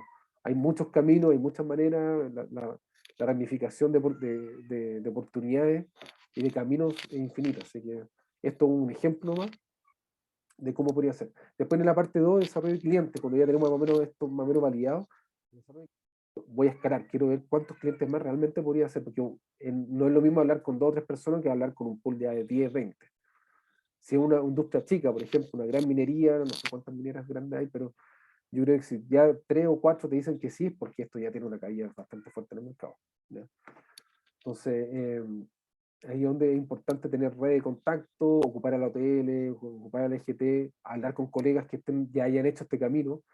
Es súper importante eso, o sea, más que importante, una oportunidad que muchas veces no la ven, y por eso hemos tratado nosotros en todos estos talleres armar como esta articulación entre ustedes mismos, porque sabemos que hay algunos de ustedes que sí han tenido contacto con la industria, han tenido esta experiencia anterior, otros no, pero es bueno escucharse entre ustedes, y cuál ha sido la experiencia, cuál es la mejor llegada al mercado, o comunicarse ni siquiera al mercado mismo, cómo llegar a una empresa, una institución que potencialmente puede ayudarles en el desarrollo. Y después ya vienen con el proyecto de I+D aplicada cuando esto ya está más configurado, hacer un poco la ciencia básica, y esto ya puede tener una eventual aplicación, y viene ya pueden tener conversaciones, por ejemplo, con unidades de gobierno que puedan de alguna manera gatillar la necesidad, y les pueden dar una visión general de si es que esto tiene cabida o no. Eso es un actor también súper importante dentro de lo que están desarrollando ustedes. Y después, bueno, la última fase, que una vez que ya está desarrollado, y siempre muchos proyectos, como Chile es un mercado pequeño, entre comillas, para los proyectos, dependiendo del rubro, la mayoría ocupa a Chile como un mercado piloto, o de prueba, como le llaman, para poder salir a otros países. Elena. ¿Estáis muteada? Acá la pregunta es entonces, ¿cuándo transferir? Bueno, seguramente a varios les ha pasado que en los formularios tanto de FONDEF como los Corfo, si es que han postulado a Corfo, se pide también cuál es el TRL, es decir, el grado de madurez que tiene la tecnología que están desarrollando. En las primeras etapas, cuando esta tecnología está a nivel de conocimiento, es decir, que se está levantando información, que se están validando cosas o se está trabajando a nivel de laboratorio, no es el momento para poder comercializarlo. Necesito hacer validaciones a escala, ya sea en condiciones que imitan las reales, que es el TRL4, o en condiciones reales. Pero cuando hablamos de negocio como tal, es cuando la tecnología está relativamente madura, es decir, en un TRL 7, 8 o 9. El 9 ya está la tecnología lista para llegar al mercado. Y en ese momento es cuando se habla del go-to-market y la etapa de comercialización. Previamente se realizan otro tipo de inversiones, de financiamientos para poder validar la tecnología que yo estoy desarrollando, pero no es el momento en que se realiza esta etapa que estamos hablando ahora. Hay algunas excepciones, por ejemplo, en el caso de la farmacéutica, que por eso no coincide tanto con este esquema. En el caso de la farmacéutica, los TRL suelen ser más tempranos. Por ejemplo, una empresa pequeña que desarrolla productos pilotos para que luego sean desarrollados como fármacos. Bueno, ustedes saben que primero se tienen que hacer los ensayos en el laboratorio, en algunos casos se puede hacer en animales, pero para hacerlo en animales y luego los ensayos humanos necesito ciertas condiciones y ciertos laboratorios que no necesariamente están acá. Por lo tanto, las empresas pequeñas pueden llegar hasta un TRL4, por ejemplo, que esté los ensayos hechos en el laboratorio, y transferir a una empresa farmacéutica para que continúe con los TRL. Entonces, desde ese punto de vista, yo estoy comercializando mi tecnología porque estoy o transfiriendo la patente o directamente vendiendo la patente, que no es como lo tan habitual. Pero hay excepciones a esto, es lo que quiero decir. La mayoría de negocio como tal se habla cuando la tecnología es madura, pero hay algunas pequeñas excepciones como farmacéutica que es un poco más complejo. También en algunas aplicaciones en medicina se suele transferir en etapas tempranas. Pero cuando hablamos del go-to-market como tal, en un negocio no tan complejo como ese, el TRL 7, 8 y 9 ya es una etapa adecuada para empezar a hacer los estudios de go-to-market y la comercialización.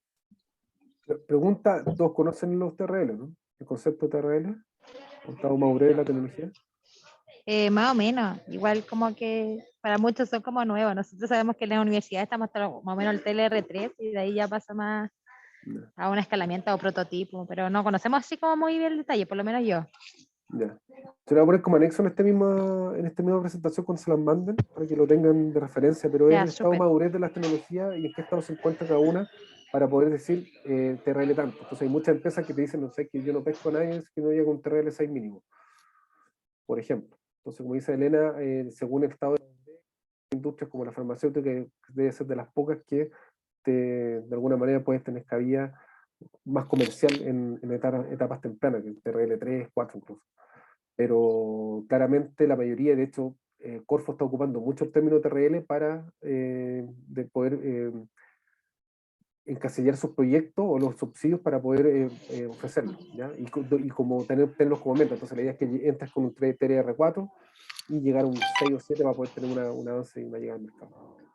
Claro, acá desde el punto de Sí, vista porque comercial, mientras más alto sea un TRL, es menos riesgoso invertir en esa tecnología.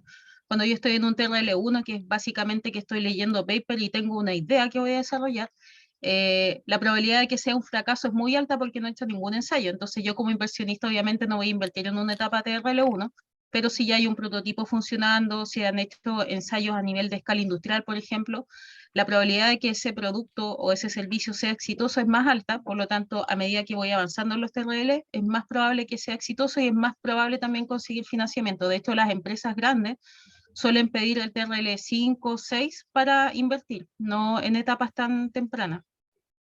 4, por ejemplo, que es más de demostración de laboratorio.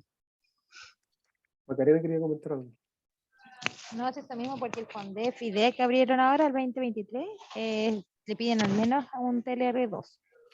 Entonces, yo trabajo más en la universidad, entonces ahí estamos como, y tampoco como, ¿quién te define en qué TLR vas? O sea, como que no sé si hay algún parámetro que tienes que cumplir, porque de repente uno como en el laboratorio, cuando uno hace unas cosas, no sé, a escala de, no sé, yo trabajo con levadura, entonces si trabajamos con 50 litros, por ejemplo, para generar algún producto destilado, nosotros decimos, estamos como un prototipo, pero no es tan así, entonces como que ahí, como quién te fiscaliza o cómo tú sabes realmente en qué te le rebas para que no quede fuera, por ejemplo, de base. Ahí en el caso del TRL, bueno, hay existe un software que a mí no me gusta mucho porque como que puedes falsear el software y poner información que no es y el software te va a tirar un TRL alto, pero en rigor existen formularios dependiendo del área del conocimiento. Por ejemplo, no sé, en biología molecular hay preguntas específicas que te permiten definir cuál TRL estás, o en el caso, no sé, de inteligencia artificial o de software. Las etapas de TRL son diferentes. Es distinto hablar de laboratorio en investigación, no sé, en genética, en biología vegetal, que cuando hay desarrollo de software no tiene nada que ver una cosa con la otra, pero ambos pueden tener un TRL4. Para definirlo existen un pool de preguntas donde tú dices básicamente sí, no, y además complementar con información que te piden estas preguntas. Por ejemplo, en el TRL4, que es ensayos a nivel de laboratorio, te piden cierta cantidad de ensayos con cierto N que sea estadísticamente significativo en el caso del laboratorio cuando son pools de ensayo. Entonces no es como, hice un ensayo y estoy con TRL4. No, te pide ciertos requisitos para hacer TRL4. Entonces, dependiendo del área del conocimiento, se evalúa el TRL. Yo como al ojo puedo decir, estoy más o menos acá, pero siendo bien riguroso, sí hay formas y cuestionarios que permiten definir cuál es el TRL en el que yo estoy con mi tecnología. Oye, está interesante eso, Elena, ¿me puedes compartirlo después? Eso que podría compartir, porque así nosotros vamos chequeando, no sé, yo trabajo en la universidad en un laboratorio, entonces hacemos genética molecular, así precisamente. Entonces de repente uno habla con el jefe y te dice, no, estaba en un TRR5, te le dice, no estaba en un 5, estaba en un 3. Entonces es bueno ir chequeando de repente, como chequeando qué es lo mínimo que debes tener para cumplir y que estés en ese TLR que el que tú estás diciendo. Bueno, en el caso de biología molecular, por ejemplo, en el caso de biología molecular, por ejemplo, y trabajar, no sé, con virus, con microorganismos en general, es muy fácil, o sea, pensar de que yo tengo un TRL más alto porque los ensayos me están resultando, no sé, en un bioreactor, por ejemplo. Y eso en la vida real en una empresa no te sirve, porque es un volumen muy pequeño. Entonces, bueno, seguramente tú también les ha pasado que cuando pasan de un ensayo en una placa de Petri a tenerlo en un bioreactor y después en la vida real, no es que sea, ¿cuál es la palabra? Que crece en forma exponencial, sino que a veces los resultados van decreciendo, que cambian las condiciones. Entonces, no necesariamente porque yo tengo en un ensayo a nivel prototipo con un bioreactor chiquitito, me va a funcionar. Entonces tengo que pasar al TRL más alto y eso no significa necesariamente que estoy en un TRL 5 todavía, aunque tenga el bioreactor.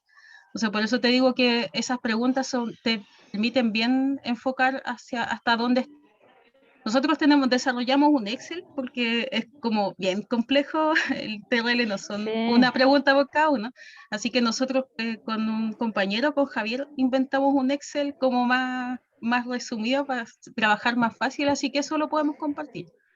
Ya, súper, se agradecería la verdad, porque como tú dices, por ejemplo, yo trabajo en el laboratorio de Francisco Cubillo y él trabaja con levaduras que es en la industria cervecera. Y el laboratorio, claro, tú la probás y son súper robustas y todo. Y le hemos tirado de repente algunas cervecerías artesanales que no tienen no son como industriales, y ahí no son tan rigurosos con los controles de temperatura, y ahí tú no veis los mismos efectos. Pero, por ejemplo, con empresas que son más serias, por ejemplo, Kutfan, hemos hecho 1000 litros de cerveza y anda súper bien. Pero, como digo, en las cervecerías artesanales que no controlan temperatura, que no ven presión, o anda ahí nomás. Entonces, por eso es como interesante conocer qué parámetros podemos evaluar y para certificar realmente que estemos como en qué te leer. Así que se agradece, Elena. Gracias. Bueno, Elena, muy bien. ¿Paso? Estoy muteada. Acá es importante mencionar que cuando, bueno, las tecnologías que se desarrollan dentro de la universidad, dentro del reglamento que tiene la universidad, ella también es propietaria de estas tecnologías. Y bueno, acá está el copy-paste del artículo que se refiere a la normativa en cuanto a licenciamiento. Y acá menciona todo, es decir, si se fijan, dice marca, patente, invención, modelo, utilidad, dibujo, diseño, es decir, todos los tipos de protección de propiedad intelectual. Y menciona explícitamente que si fueron realizados en la universidad por personal, dependencia o alumnos que se encuentren acreditados como tales al momento de haber realizado la obra, invención o creación, se reparten en partes iguales entre la universidad y el o los autores, inventores o creadores. Entonces esto ya está, lo ponemos acá porque ya está normado en la universidad de que esto independiente de... no es que yo como investigadora me voy a quedar con el 100%, o yo investigador creer que la universidad se va a quedar con todo. Eso no es así. Acá existe una normativa donde se indica que se reparten partes iguales entre la universidad y los inventores, y los creadores, los autores, para que estén en consideración, porque nos ha pasado de que investigadores creen que la universidad sea propia de las tecnologías y no es correcto.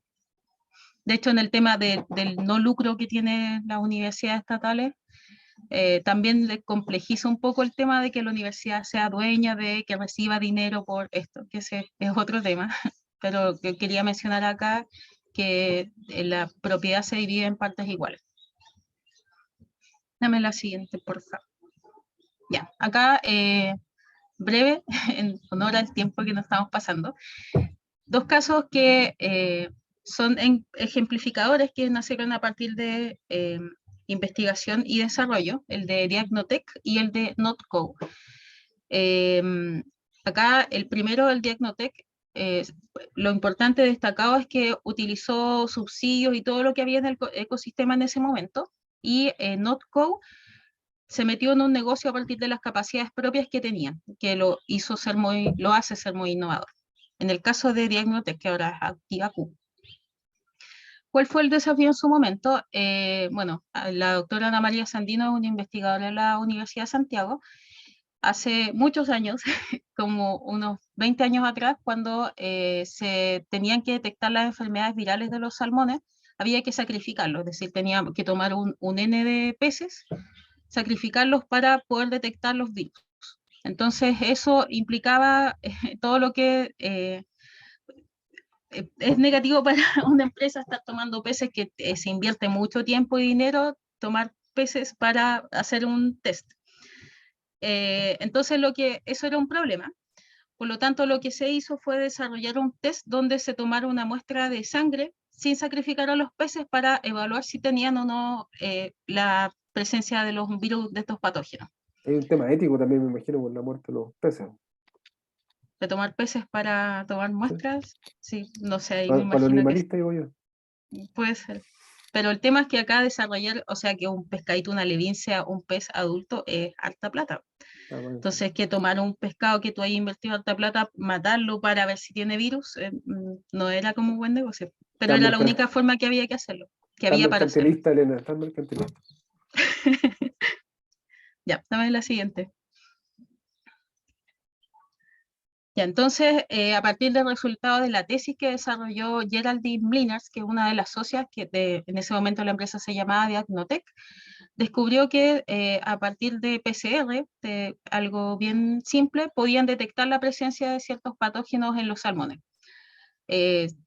Con esta idea, junto a la doctora Ana María Sandino, bueno, Geraldine era alumna de la doctora Ana María, generaron ingresaron a la incubadora como Diagnotech en el 97, esto es bien antiguo.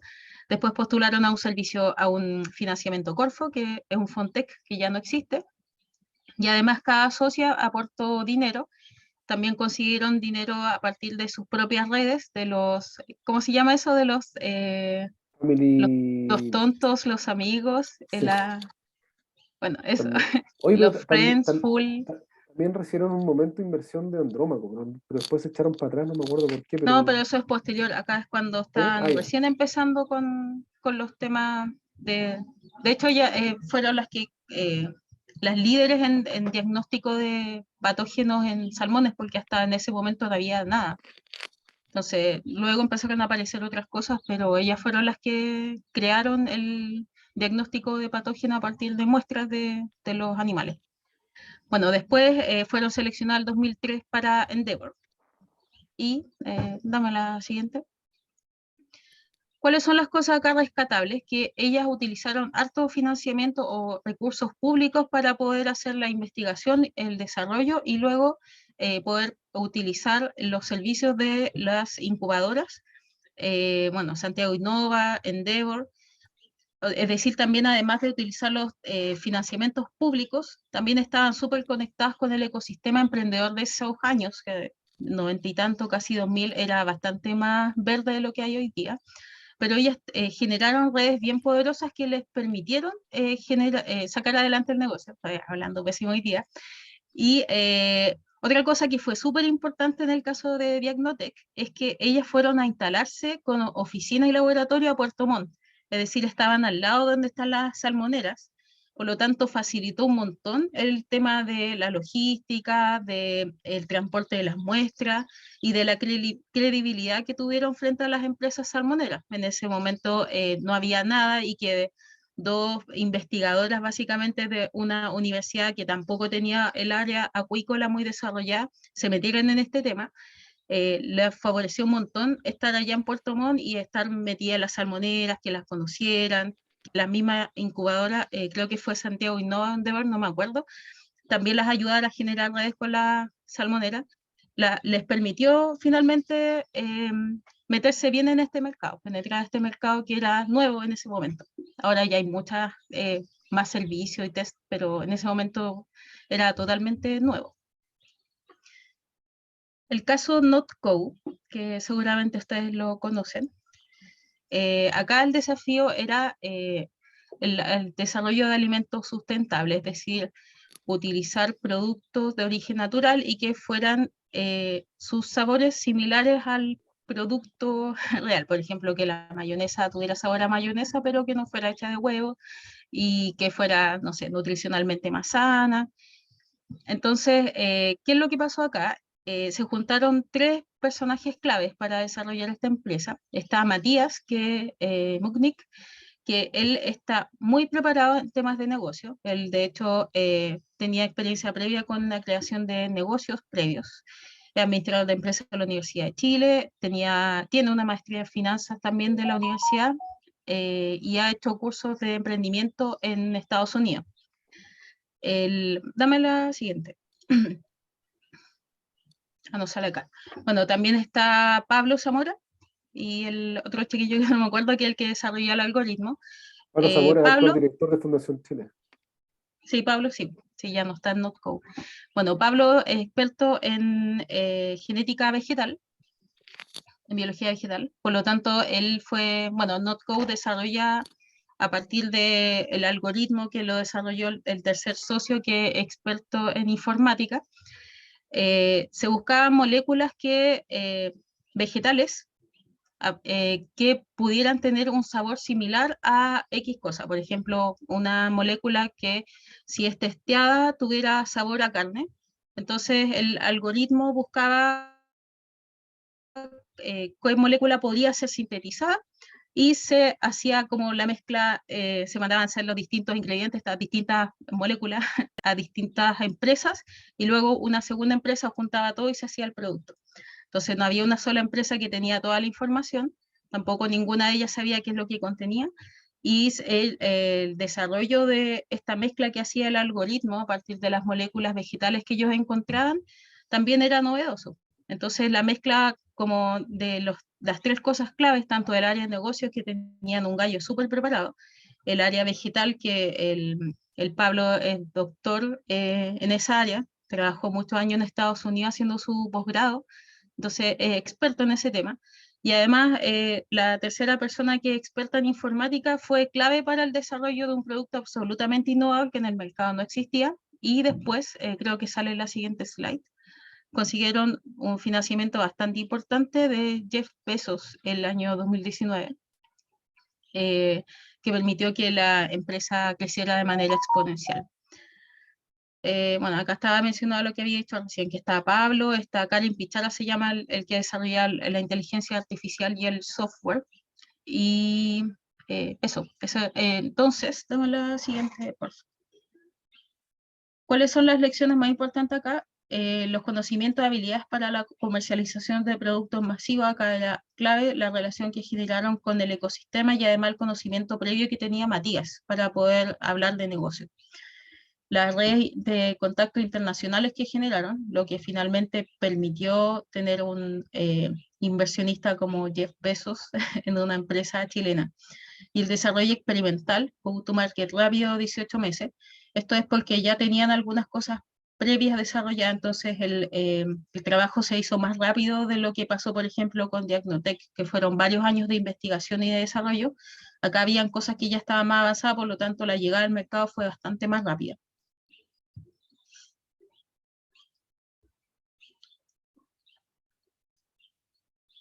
Eso. Oye, dado el tiempo, no sé si hemos alcanzado este ejercicio, así que se lo voy a enviar para que lo tengan, pero se lo voy a explicar un poco para que lo puedan trabajar. Es un lienzo de cómo pueden ustedes hacer el go-to-market. En la sección de arriba, o la zona de arriba, donde está el estado actual, ustedes dicen, estoy haciendo una investigación tal, todo un desarrollo tal. El propósito es lo que están buscando.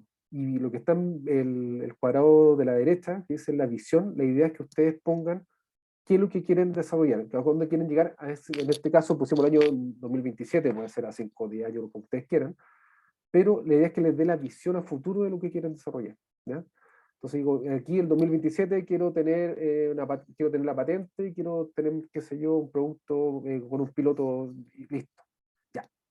Teniendo esa meta, ¿cuáles son, según lo que está, ahora entramos en la sección del medio, lo que está en los cuadrantes más oscuros, 2023, 2024, 2025, cuáles son las acciones que necesito desarrollar para poder llegar a esa visión de 2027? ¿Ya? Es un poco la mirada que tienen que tener.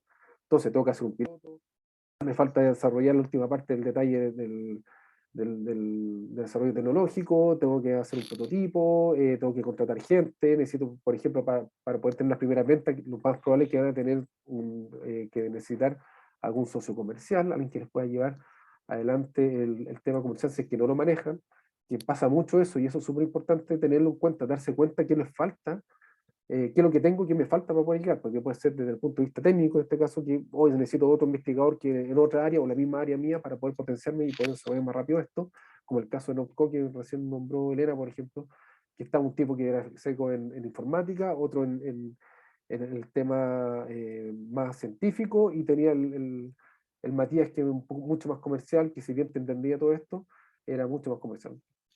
Hay ejemplos emblemáticos de duplas, sobre todo, que son, por ejemplo, Steve Jobs y Steve, ¿cómo se llama? Se me olvidó el apellido del checo ese, pero que era la cabeza al lado de Steve Jobs, que finalmente desarrolló todo lo que hizo Mac, pero el que tenía la visión era Steve Jobs. A veces le ocurría la locura, y el otro era el tipo que lo materializaba. Entonces, en ese caso, ustedes, no sé si van a conseguir un Steve Jobs, pero quizás ustedes mismos pueden ser Steve Jobs, pero sí necesitan a alguien que les dé un poco ese pie comercial, esa mirada de decir qué es lo que tenemos que hacer para poder desarrollar el negocio si es que quieren hacer el negocio. Si no, tienen que ver cómo lo van a hacer dentro de la universidad, y para eso tienen a la autoridad, perdón, a la EGT, que les puede ayudar justamente a tener esta visión de cómo transferir la tecnología a un tercero, ¿ya? Entonces, dado eso, esas son como las tres fases. Lo que está ahí como título, empaquetamiento, los pilotos, las primeras ventas y escalamiento, ustedes lo pueden cambiar. La idea es que ustedes lo hagan a medida de lo que ustedes necesitan, dependiendo de justamente el cuadrante superior derecho, es la visión, dónde quieren llegar. Eso es lo más importante. El propósito tiene que ver, como yo les comenté al principio. ¿Qué quieren hacer? ¿Quieren hacer un negocio? ¿Quieren impactar la sociedad? ¿Quieren hacer un bien en la sociedad? Salud, quiero mejorar el tema ambiental? ¿Qué es lo que quieren hacer? Eso es lo que tienen que hacer en el propósito, ¿ya? Y lo que está a la izquierda es un poco la mirada interna que tienen ahora. ¿Cuáles son mis fortalezas? Esa es la mirada que les comentaba. Hoy día tengo un equipo de 4 personas, por ejemplo, somos todos de la misma área, somos secos, pero quizás nos falta complementariedad.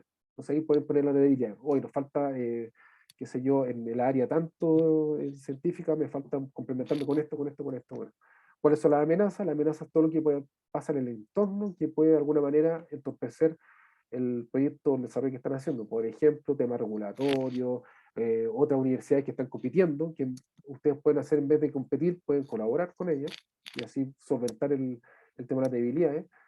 Pero si es competencia, claro, puede ser una empresa incluso que puede desarrollar algo similar a usted y llegar al mercado antes que usted, y lo que están haciendo ustedes finalmente no es que no sirva para nada, pero los pueden entrampar justamente este tema. Y abajo ya ver un poco el financiamiento, qué es lo que necesito para poder llevar a cabo eso, para hacer las actividades del año 2023. Necesito plata, tendré que postular un Fundef, lo puedo hacer como de mi bolsillo. En la charla de Alfredo Ortiz, ustedes se pueden dar cuenta de lo que gastaron ellos en un principio, que creo que los 2 primeros años gastaron de su bolsillo, entre hora hombre y costos efectivos, como 100 millones de pesos, entre los dos. Los dos son sus principales, independiente de todo lo que levantaron después con subsidio y inversión. Y abajo los aliados clave. Aliados, por ejemplo, una empresa partner que los puede ayudar en el desarrollo, esa empresa partner puede ser un potencial cliente, o una empresa que puede ser desarrolladora y que le interesa la tecnología. Ahí ustedes tienen que ver, ¿ya? Y el 2026 también, bueno, la bajada del cuadrante superior derecho, que es la visión, lo que sale en el 2026 son como las metas concretas. Quiero llegar a tanto de meta, de venta, quiero llegar a tanto capital levantado, quiero exportar, quiero vender tanta plata. Y como dice mucha gente que son más visionarios, ustedes de alguna manera decretan este tipo de cosas y les va a ayudar un poco a visualizar justamente cómo pueden llegar a esa meta final, ¿ya? No sé si tienen alguna duda sobre esto, se la vamos a enviar al chat mientras le hago la última parte para que lo tengan en su poder. Igual la Paola y yo después se la enviar a todos, porque asistieron al taller. Y si tienen alguna pregunta sobre esto, les queda alguna duda del ejercicio, que no lo vamos a hacer ahora como les comenté por la hora. Estamos encima de la hora, así que no sé si tienen comentarios sobre el ejercicio. Si no, seguimos adelante. ¿Maca? ¿No? No, ya. Entonces vamos a la parte Jorge, final. Sí, perdón, Paola. sí, de todas maneras el ejercicio también lo podemos subir en la página web, ya porque estamos dejando las presentaciones, los videos en la página web de Impacta, ya, así que también desde ahí lo pueden descargar. Perfecto. Y ahí que la explicación diga que en la parte final del video pueden ver que se explica la herramienta, para los que no quieran ver el taller entero. Bueno, y para ir cerrando, algunas recomendaciones finales del go-to-market, ¿ya? Que son a manera de tips, así como dimos la recomendación de formulación en un taller pasado, esto es como el go-to-market, ¿qué considerar, qué tomar en cuenta? Bueno, en este caso, enfocarse en lo que se es bueno y ver lo que nos falta. ¿Dónde están las ventajas y las capacidades claves que tenemos para poder desarrollar algún proyecto? ¿Ya? Tenemos ejemplo en co que el tipo se dio cuenta de una necesidad y él tenía las capacidades y se complementó justamente con personas que le ayudaron a adelantar con mayor sofisticación sobre todo su proyecto. Importancia de la red de contacto, que lo hemos hablado desde el primer taller, incluso en el programa del año pasado, de importancia de articularse con así como lo hablé anteriormente, complementaria, actores complementarios que nos pueden gatillar y de alguna manera catalizar el proyecto para poder, en este caso, ya los mercados, que es lo que estamos hablando en esta talla, ¿ya? En este caso, por ejemplo, Tectamin fue una empresa que se asoció tempranamente con SQM y trabajó, entre comillas, para desarrollarla a ellos. Entonces tenía el mandante siempre como co-desarrollador del producto, lo que le dio mayor facilidad para hacer los pilotos y le da relevancia al proyecto. O sea, si estás trabajando con una empresa como SQM y ellos te validan tu proyecto en el principio, probablemente es que va a llegar otra empresa más chica o más grande a poder ser con potencial cliente. También fue el caso de Alfredo Artigas cuando trabajaron con Codelco. Ellos trabajaron con unas mineras de Codelco que los validó y finalmente otras 5 mineras se les subieron al carro donde quisieron trabajar con ellos. Entonces, es muy importante el actor que tengan como mandante. Por eso es tan relevante el asociado, por ejemplo, cuando presentan un FONDEF, encontrar un asociado que realmente le dé pertinencia y sea fuerte. No necesariamente una empresa tan grande como Codelco, pero sí alguien que les pueda validar el proyecto dentro del mercado. También asesorarse con expertos y encontrar formas de creatividad de invitarlo a participar. El caso de Panex, que lamentablemente, bueno, aprovecho de darle las disculpas del caso a quienes están esperando la charla del jueves, le dio COVID, lamentablemente, justo 3 días antes y se sentía pésimo el miércoles, no pudo asistir. Panex, David Bravo, que él, bueno, hizo su doctorado en la USACH y hizo un proyecto que necesitaba un partner científico para tener más volumen en cuanto a desarrollo, pero él estaba solo.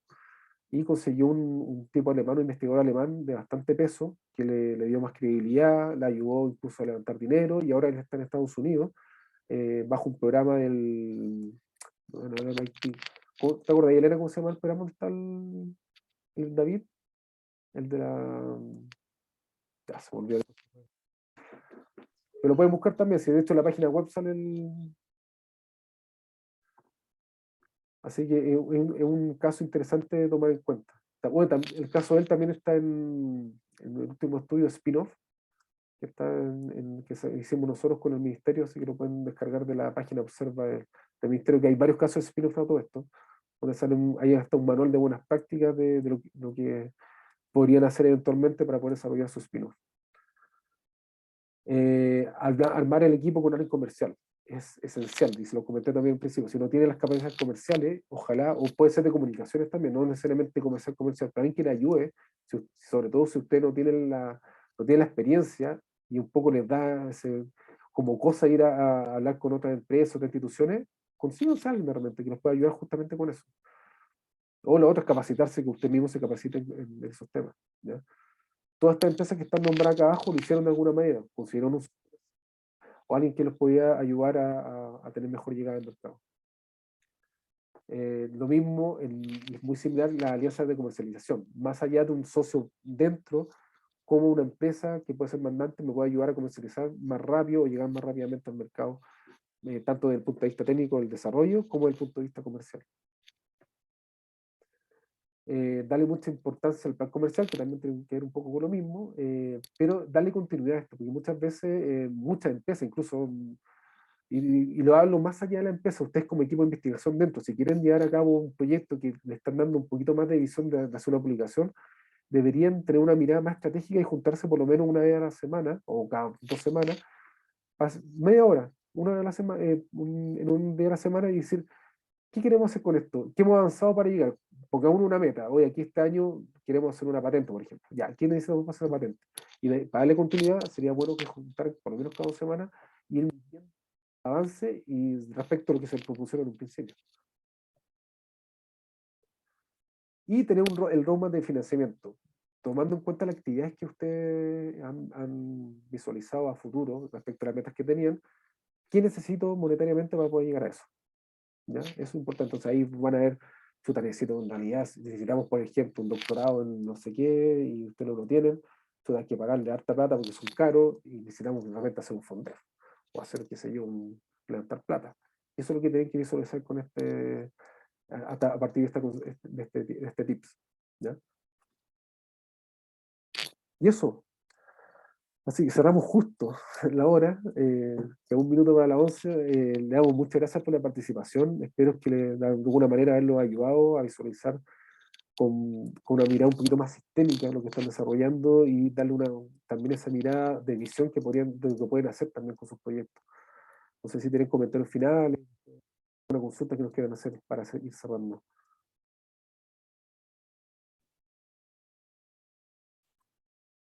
o cómo se van. ¿Qué les pareció? ¿Les pareció bien? Todo esto va a quedar en la página alojada. Perdón. No, yo agradezco personalmente la charla de hoy porque de verdad que nos ayuda un poco a orientar y cómo enfocar de repente diferentes proyectos que tenemos y ver la forma de protegerlo de la mejor forma, de acuerdo a lo que nosotros esperamos, y que se agradece la información entregada. Perfecto, muchas gracias Macarena por tu participación también y las preguntas.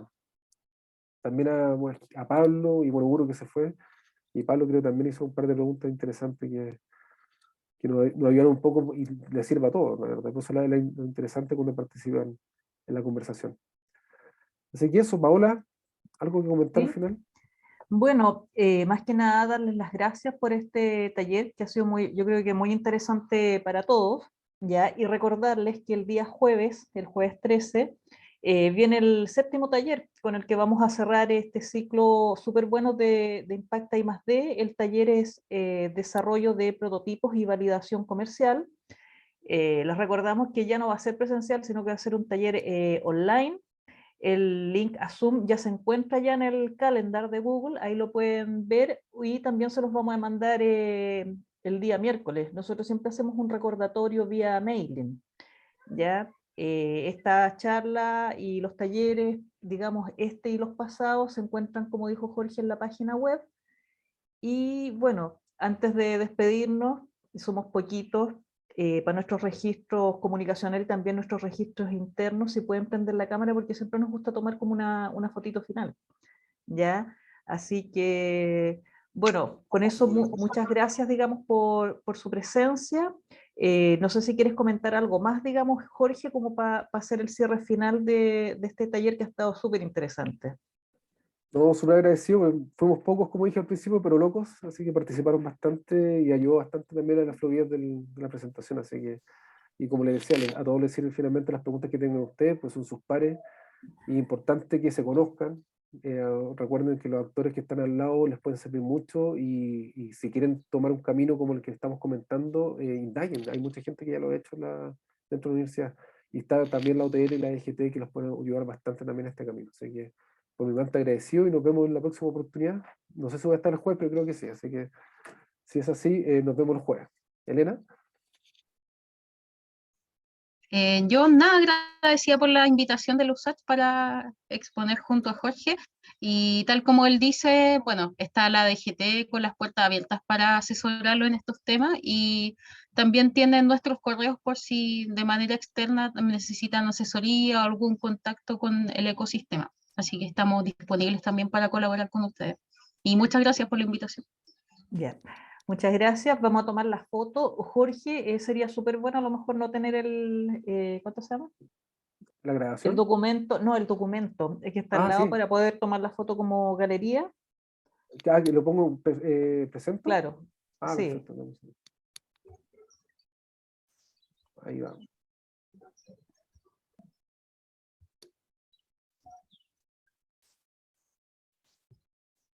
Bueno, ¿esa slide está bien o no?